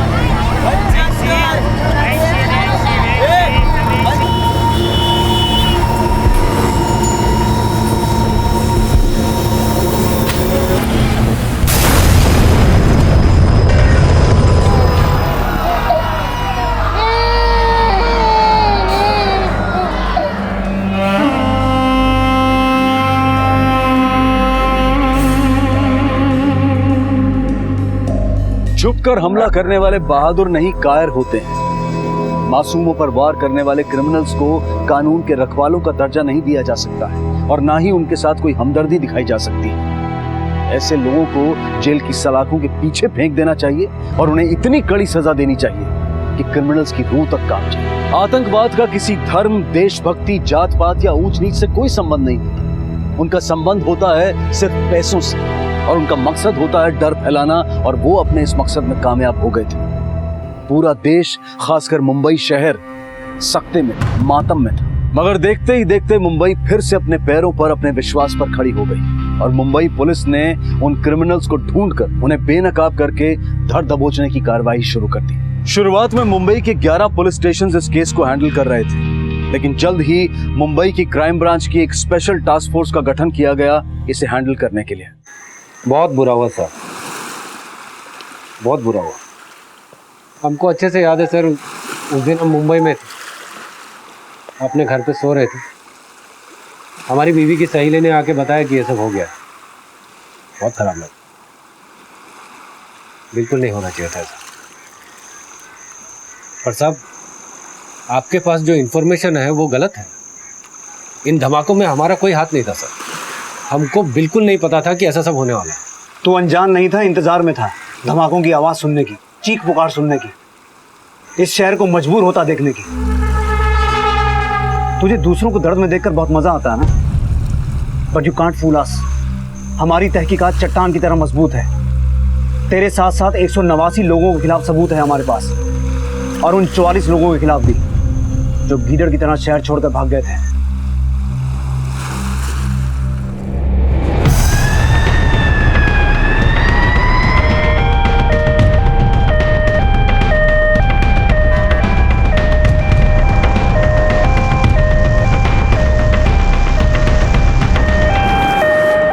सर स्कूटर का इस्तेमाल किया था ब्लास्ट के लिए और डिक्की में बॉम्ब रखा हुआ था।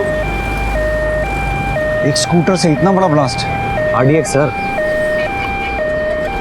इसका मतलब है 60-70 किलो आरडीएक्स का इस्तेमाल हुआ है। ज्यादा भी हो सकता है सर। 13 जगहों पे ब्लास्ट हुआ है।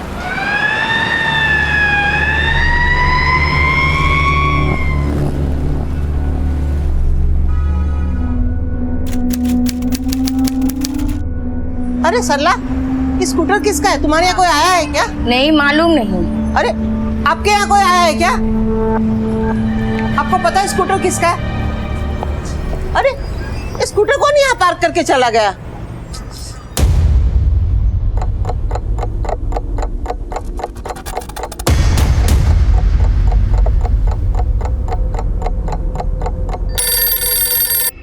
केतकर, वैन के ओनर का पता चला? नहीं सर, हम ढूंढ रहे हैं।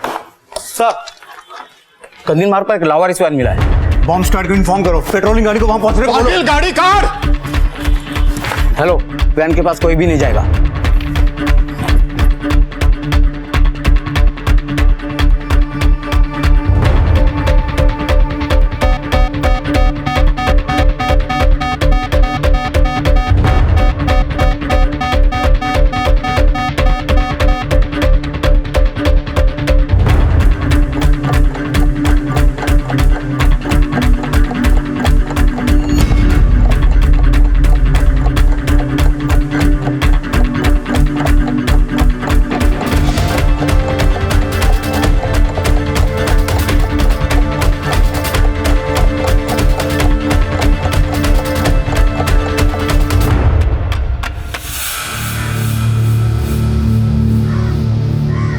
सर, आरडीएक्स डेटोनेटर से कनेक्ट किया गया था। अगर धमाका होता तो काफी पावरफुल होता। गाड़ी किसकी? सर, पेपर्स मिले हैं गाड़ी में। इस पर रेहाना खान का नाम लिखा है। पता धारा भी का है। चलो। Yes sir. अरे ये स्कूटर अभी तक यही है। परेशान कर दिया इन लोगों ने।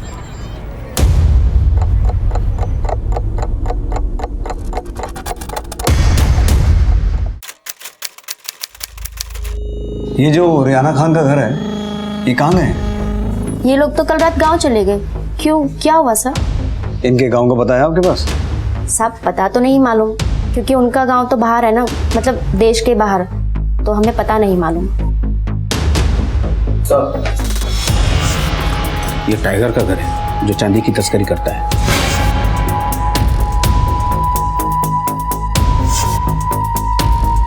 ताला तोड़ दो। सर, तो इनके घर लोगों का आना जाना तो लगा रहता होगा? हाँ, सब लोग तो आते जाते थे, पर पिछले महीने से कुछ ज्यादा ही लोग आ जा रहे थे। तो जो लोग आ जा रहे थे उनमें से किसी को पहचानती हैं आप? नहीं साहब, रेहाना आपा के अलावा हम किसी को नहीं जानते।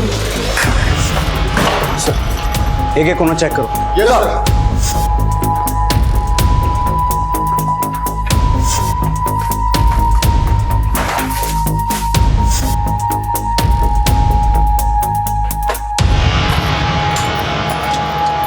सर, ये चाबी मिली। चेक करो। सर,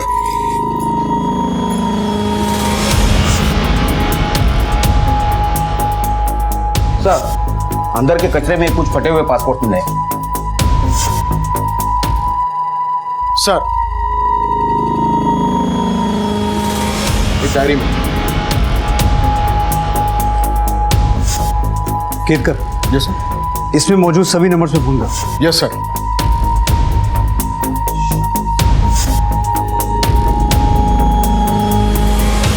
हेलो पुलिस स्टेशन, एक लावारिस स्कूटर की जानकारी देनी थी। सर, एमजी रोड पे लावारिस स्कूटर मिली है।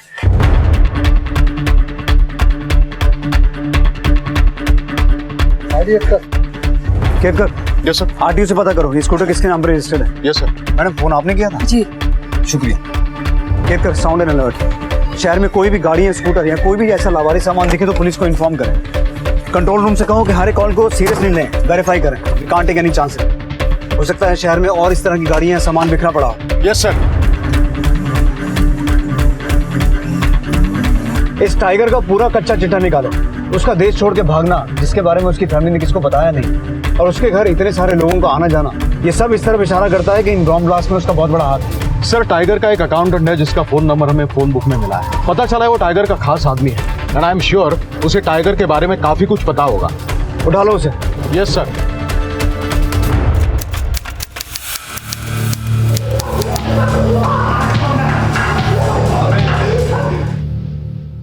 टाइगर को कब से जानता है? कई सालों से सर। उनका सारा अकाउंट मैं ही हैंडल करता था। अभी टाइगर कहाँ है? सर आप तो जानते हैं कि वो बाहर गांव इस समय विदेश में है। माजिद, मुझे पूरी कहानी सुना शुरू से। सर मैं जितना जानता हूँ आपको सब कुछ साफ साफ बताता हूँ। कुछ दिन पहले टाइगर भाई अपने कुछ खास लोगों के साथ गुजरात गए थे, ये बोल के कि कुछ सामान आने वाला है। सामान? जी। कौन कौन गया था साथ में? उनके कुछ खास लोग थे। नाम बोल माजिद। सर सुलेमान, यासीन, जाहिद और फिर उसके बाद टाइगर भाई ने कुछ और लोगों को अपने घर बुलाया था। और वो सामान कहाँ रखा था? यासीन के गैराज में। टाइगर के घर कौन कौन गया था? सर उनको तो मैं नहीं जानता, लेकिन उनके रहने का इंतजाम मैंने किया था। कहाँ? Hotel new era, blue moon hotel और होटल साकेत इंटरनेशनल में। ब्लास्ट के दिन सामान किस किस ने पहुंचाया था? बताता हूँ सर। बहुत बड़ी गलती कर दी साहब, बहुत बड़ी गलती कर दी, माफ कर दो साहब, मुझे मर जाने दो साहब, मुझे मत बचाओ, मर जाने दो साहब। Yes sir. बचा हुआ सामान कहाँ है? सब बताएंगे। अगर मुंह ना खोले इनके साथ क्या करना तुम्हें पता है। Yes sir. अब शहर में एक भी और धमाका सुनाई नहीं देना चाहिए। मोरे खुर्चियान स्टेटमेंट के।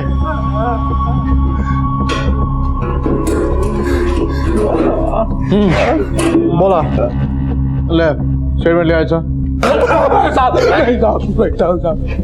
बोलता हूँ साहब, अपने गैरेज में सामान रखाया था साहब। किसने? सुलेमान भाई ने। साहब बताता हूँ मैं बताता हूँ साहब, मैं उसके साथ गाड़ी में गया था, सुलेमान के साथ में बोरीवली में डिलीवर किया था शाहनवाज गैरेज में। तू क्या जानता है? साहब अपने उसे इतना बोला था दादर में गाड़ी पहुंचाने का, अपने वो ऐसा ही किया साहब। मैंने वहां किसी को नहीं देखा सिवाय सुलेमान भाई के। भाई मत बोल साले को। कहाँ रखा सामान उसने? अपने फिल्म स्टार के घर पे सामान छोड़ा था साहब।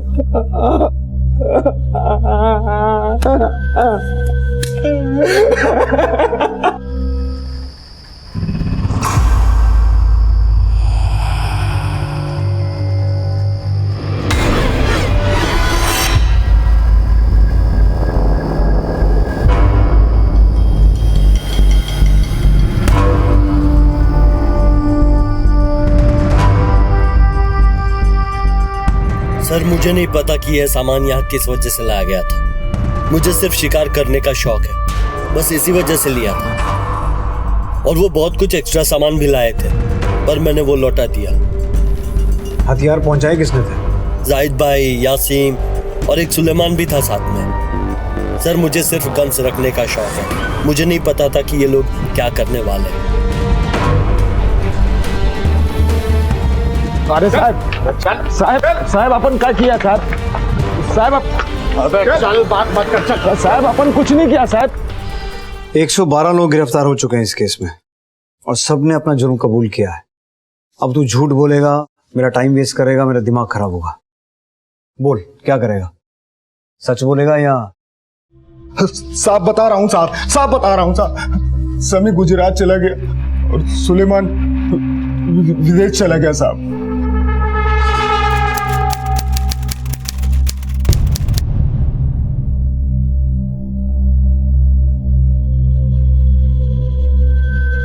भाई इधर बहुत खतरा बढ़ गया है। सुना है बंबई में सब लोग पकड़े गए और सबने सब कुछ बता दिया।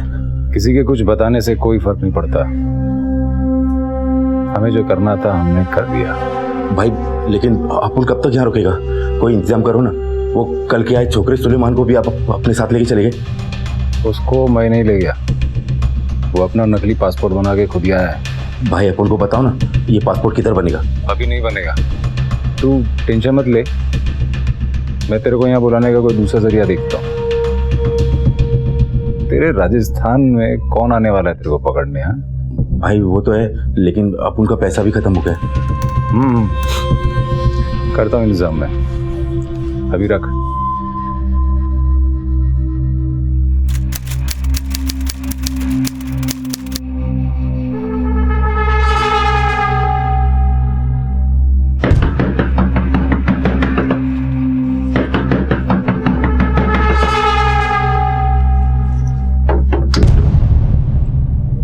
दरवाजा खोल। हाँ साहब, खोलता हूँ साहब।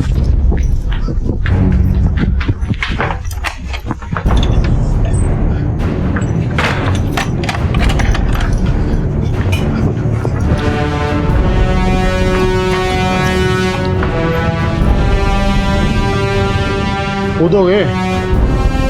आ जाओ।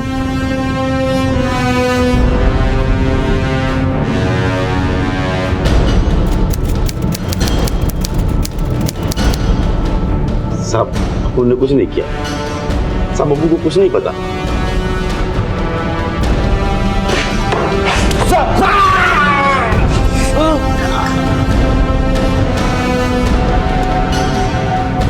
अब ये हाथ तो इसका बेकार हो गया ना?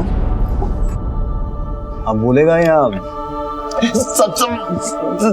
सब लोग भाग गए साहब, हम लोग को इधर छोड़ के सब लोग भाग गए। टाइगर भाई, सुलेमान भाई, सब लोग। कहाँ भाग गए? दूसरे देश। अब उनका पासपोर्ट भी ले गए, सब भाग गए साले। इस केस को हल करने में मुंबई पुलिस की जितनी तारीफ की जाए कम है। उन्होंने महज 48 घंटों के क्रैकडाउन के बाद वो नाम निकालने में कामयाबी हासिल की जो इस बॉम्ब ब्लास्ट का रचयिता था। उस हादसे के 1 महीने के अंदर पुलिस ने कई सस्पेक्ट्स को धर दबोचा और कई भागने में कामयाब भी हो गए। ब्लास्ट के 1 हफ्ते के अंदर 50 से भी ज्यादा रेड्स हुई। 179 के खिलाफ केस रजिस्टर हुए, जिसमें से 44 देश के बाहर भाग चुके थे।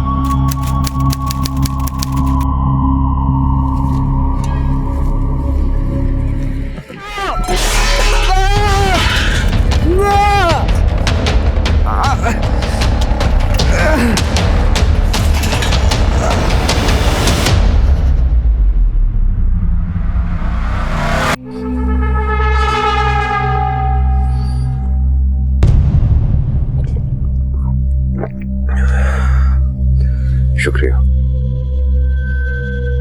तू है तो एक क्रिमिनल, फिर भी हम इस चीज का पूरा ख्याल रखेंगे कि तेरा इलाज अच्छे से हो। जब भी कोई आदमी क्राइम की दुनिया में एंटर करता है ना, तो उसके नाम की गोली कहीं ना कहीं तैयार हो जाती है। पर तू चिंता मत कर, तुझे इतनी आसानी से मरने नहीं देंगे हम।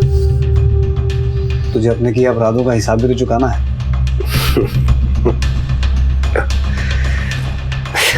साहब, कहीं ऐसा तो नहीं कि हम पे ये गोली आप ही के लोगों ने चलाई हो?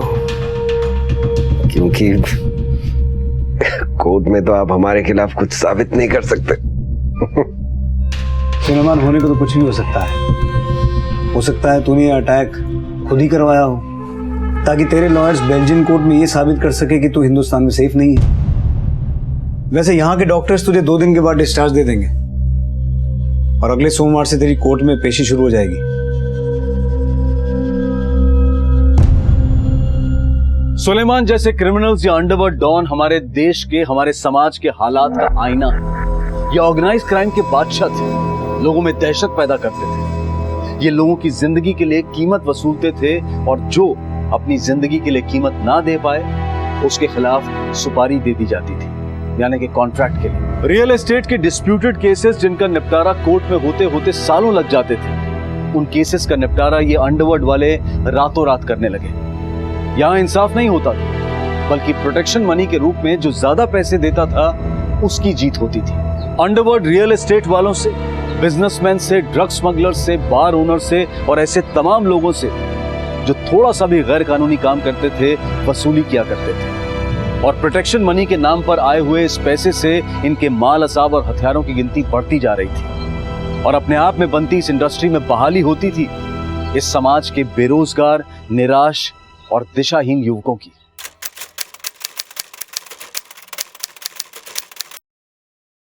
मेरी नई फिल्म इंडियन सिनेमा का पूरा चेहरा बदल देगी। 100% हिट है भाई। सही है शुभम जी, ऐसे ही आपको शो मेकर थोड़ी ना बुलाते हैं। वैसे हीरोइन कौन है? जैसे मेरे हर फिल्म में होती है, नई लड़की। चलो मिलवाता हूँ, आजा।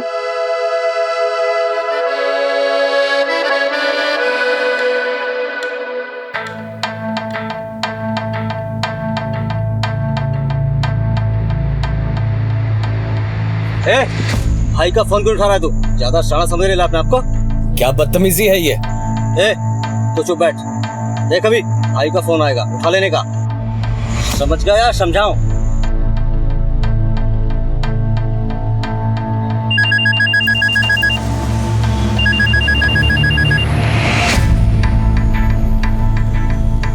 हेलो।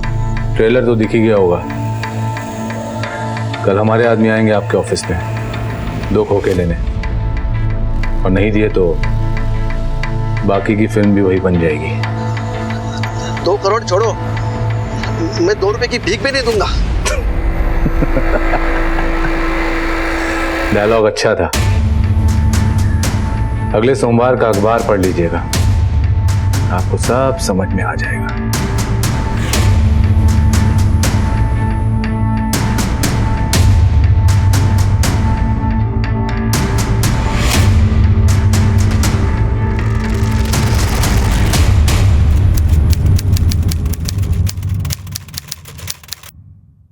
अरे भाई चिंता मत करो, पैसों का इंतजाम हो गया है। इस बार हम 10 करोड़ की फिल्म बनाएंगे और देखना फिल्म सुपर डुपर हिट हो जाएगी, है ना? मुगाल क्या?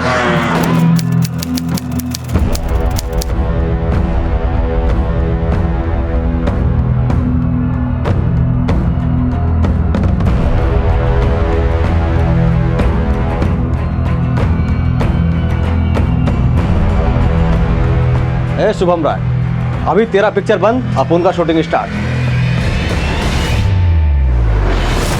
सर मैं सच कह रही हूँ सर। मैं आपसे कितनी बार कहूँ कि मुझे नहीं पता कि राजेश मुगल के मर्डर केस में सुलेमान का हाथ था या नहीं सर। लेकिन आपको मालूम होना चाहिए, राजेश आपका गॉडफादर था और सुलेमान आपका आशिक। मैडम सच सच बताइए, आपके और राजेश के बीच में कुछ हुआ था क्या, जिसकी वजह से सुलेमान ने राजेश को मरवाया? सर आप मेरी बात का क्यों नहीं यकीन कर रहे? आपसे मैं कितनी बार कह चुकी हूँ कि मुझे नहीं पता कि सुलेमान क्या करता था और क्या नहीं। मुझे नहीं पता सर, मुझे सच में नहीं पता है।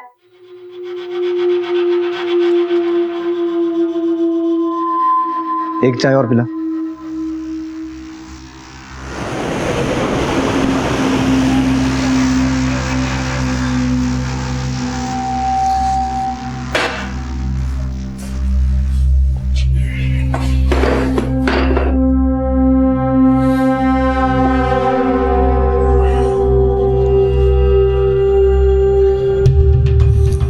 साहब, आप लोग राधिका को इतना परेशान क्यों कर रहे हैं? हमने आपको बोला था ना कि हम अपने कामकाज की बात बेडरूम में नहीं करते।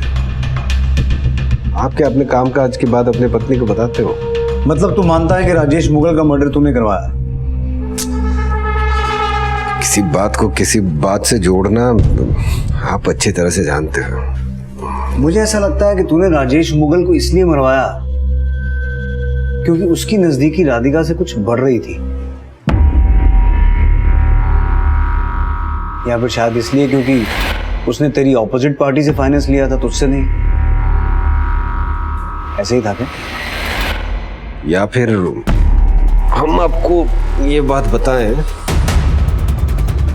कि उसकी सुपारी किसी बड़ी एक्ट्रेस ने दी थी, या आपको ये बताएं कि उसकी शक्ल हमको पसंद नहीं थी, या आपको फिर ये बताएं कि उसकी पिक्चरें हमको पसंद नहीं आती थी। क्या फर्क पड़ता है साहब? उसका पैकअप हो गया था, उसको जाना था, वो चला गया। वजह ढूंढने से क्या फायदा? तुझे ये सब मजाक लग रहा?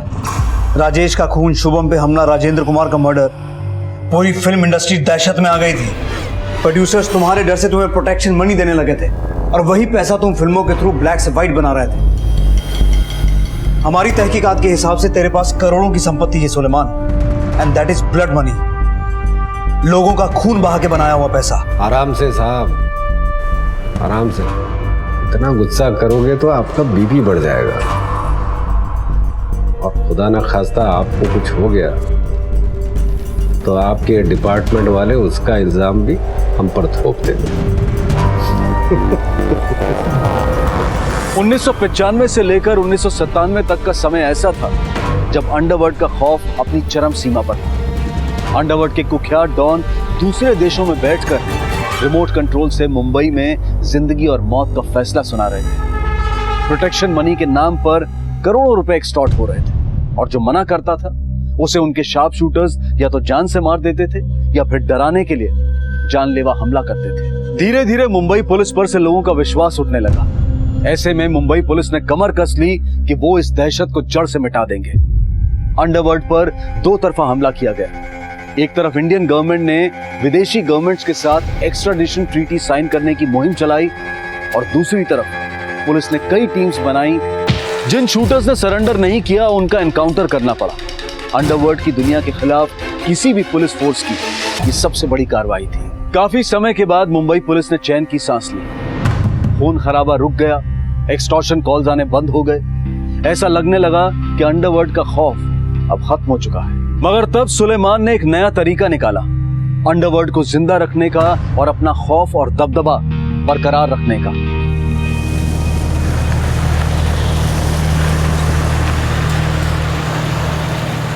हमारी बात बहुत इत्मीनान से सुनिएगा रहीम काका। मुजफ्फरनगर का नाम सुना है? मुजफ्फरनगर? ये कहाँ पड़ता है? मुजफ्फरनगर के बड़े बाजार में चले जाइएगा और वहां पे आप इम्तियाज के लिए पूछिएगा। वो केले का ठेला लगाता है, और जो बात हम आपको समझा रहे हैं वही बात उसको समझा दीजिएगा। इम्तियाज जी, आप कौन? रहीम काका, सुलेमान भाई को सब कुछ पता है। इधर कुछ नहीं है करने को, ना काम ना धंधा, इसीलिए तो भेजा उसने मुझे। ये लो रखो। ये क्या है रहीम काका? 2000 रुपये इसने भेजे हैं, बोला है कि बच्चों का स्कूल का खर्चा निकल आएगा इससे। रहीम काका, सुलेमान भाई भूले नहीं है हमको। उसने बोला है कि हर महीने पैसे चाहिए तो काम करना पड़ेगा। अपने सुलेमान भाई के लिए कुछ भी करेंगे। काम दिलेरी वाला है, इसीलिए मुझे भेजा है। अरे रहीम काका बोलो ना। बताता हूँ, और 2-3 लोग और लगेंगे इस काम के लिए। काम क्या करना है रहीम काका?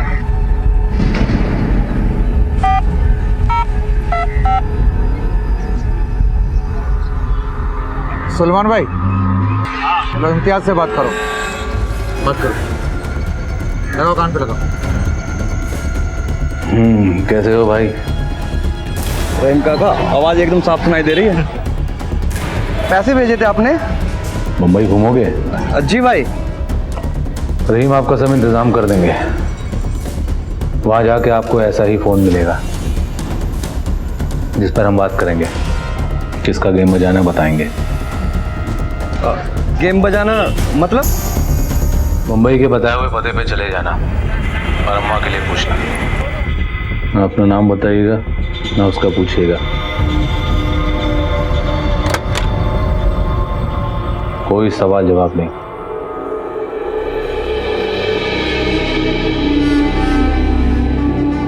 जिसका आता पता होगा उसके ही गोली उतारनी है, समझे जनाब?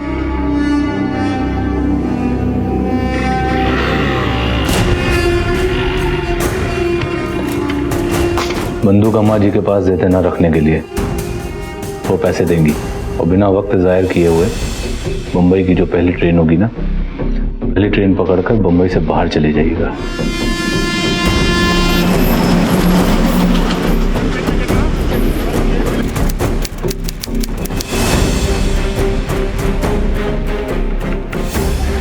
ये बम्बई में अम्मा जी का एड्रेस है। जैसा कहा वैसा करना, और काम खत्म होते ही बम्बई से पहले ट्रेन पकड़ना और बाहर निकल जाना। और ये लो कट्टा, और जैसे ही काम खत्म हो जाए अम्मा जी को कट्टा वापस कर देना। अब निकलो यहाँ से, चलो चलो चलो, निकलो निकलो।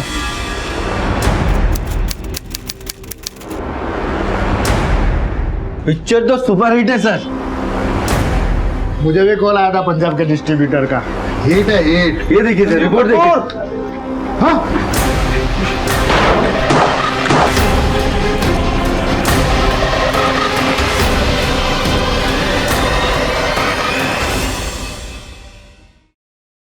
तेरा प्लान था तो सॉलिड सुलेमान। महीनों लग गए तेरा मोडस ऑपरेंडी समझने में। तेरी एक टीम मुंबई से ऑपरेट करती थी जिनका काम था विदेशों में रजिस्टर्ड मोबाइल नंबर से एक्सटॉर्शन कॉल्स करना। पैसे मिल गए तो ठीक, वरना तेरा फोन जाता था मुजफ्फरनगर, जहां तेरे लोकल कॉन्टैक्ट शूटर्स हायर करते थे। और ये वो बेरोजगार नौजवान थे जिन्हें पैसों की सख्त जरूरत थी, जिन्होंने कभी जिंदगी में 5,000 रुपए एक साथ नहीं लिए। उनके लिए 10-20 हजार तो बहुत बड़ी बात थी। हालांकि उनका निशाना तेरे शार्प शूटर जैसा पक्का नहीं था, पर गोली लग गई तो ठीक, वरना डर तो फैल ही जाता था। और इन लड़कों का मुंबई में सिंगल कांटेक्ट पॉइंट था अम्मा जैसी औरतें, जो पुलिस के राडार से कोसों दूर थी। ये अम्मा जैसी औरतें उन लड़कों को टारगेट का नाम और पता बताती थी, और तेरे लड़के रात के अंधेरे में मुजफ्फरनगर से मुंबई आते थे और अपना काम निपटा के वापस चले जाते थे। ना तो मुंबई में उन्हें कोई जानता था, ना वो मुंबई में किसी को जानते थे। हमारी पुलिस ढूंढती रहती थी, लेकिन उन्हें कोई क्लू नहीं मिलता था।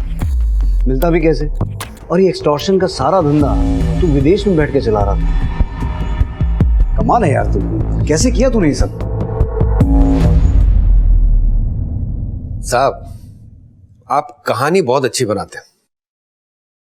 अगर पुलिस की नौकरी छोड़कर फिल्म इंडस्ट्री ज्वाइन करनी हो तो बोलो, मेरी बहुत पहचान है वहां। इन कहानियों के गवाह भी हैं हमारे पास।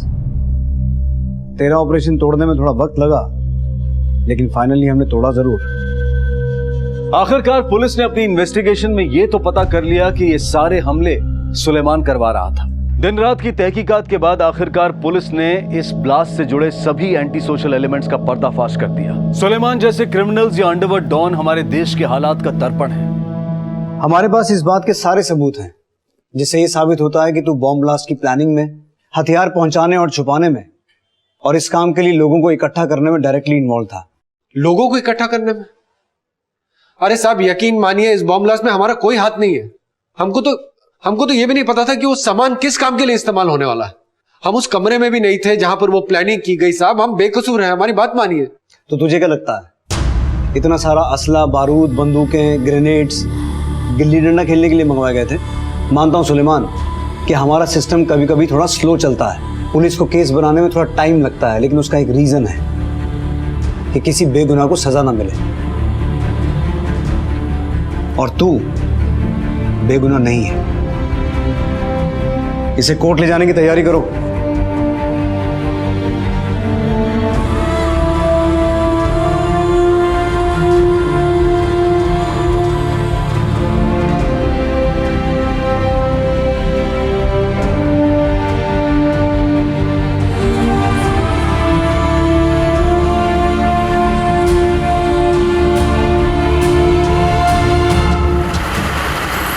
मुलजिम सुलेमान वल्द अमानतुल्लाह को ये अदालत मुंबई शहर में हुए बम धमाकों की साजिश रचने और दीगर वारदातों को अंजाम देने में कसूरवार पाती है और उसे उम्र कैद की सजा सुनाती है।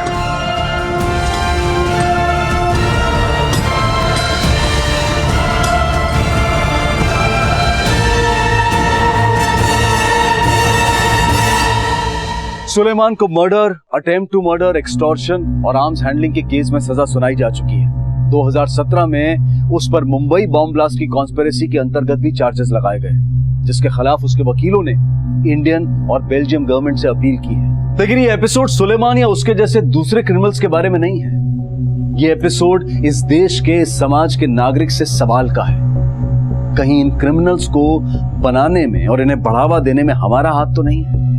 कहीं अपने डर की वजह से या अपने किसी निजी फायदे के लिए हम जाने अनजाने में किसी एंटी सोशल एलिमेंट को बढ़ावा तो नहीं दे रहे हैं? वो पहला झगड़ा, वो पहली जान से मार देने की धमकी एक बड़ा संकेत है भविष्य में होने वाले अपराध का। जब तक हम अपने डर और अपने स्वार्थ पर काबू नहीं रखेंगे, इस देश में सुलेमान जैसे क्रिमिनल्स पैदा होते रहेंगे। पुलिस क्रिमिनल को पकड़ सकती है, उस पर केस चला सकती है, लेकिन अगर हम चाहें तो हम लोगों को क्रिमिनल बनने से रोक सकते हैं। याद रखें, मुंबई बॉम्ब ब्लास्ट भले ही कुछ क्रिमिनल्स ने प्लान और एग्जीक्यूट किया था, लेकिन उनके हाथों में ये ताकत, ये शक्ति, ये हमने दी है। अगर वो अपराधी हैं तो कसूरवार हम भी हैं। कानून और न्याय व्यवस्था से ऊपर कोई नहीं है। उन्हें अपना काम करने दें। हमारा समाज, हमारा देश कैसा हो, इसकी जिम्मेदारी सिर्फ सरकार, पुलिस और जुडिशरी की नहीं है, बल्कि हमारी भी है। जिम्मेदार बने और असामाजिक तत्वों से ना तो हाथ मिलाएं और ना ही उनके आगे अपना सर झुकाएं। इसी विचार के साथ अब मैं अनूप सोनी आपसे विदा लेता हूं। फिर मुलाकात होगी अगले एपिसोड में एक और चौंका देने वाले केस के साथ। तब तक अपना और अपने परिवार का ख्याल रखें और देखते रहें क्राइम पेट्रोल डायल 100। सबक एक को सीख हम सबको। जय। इस तरह के और भी एपिसोड देखने के लिए हमारे चैनल को सब्सक्राइब करें और बेल आइकन दबाना ना भूलें।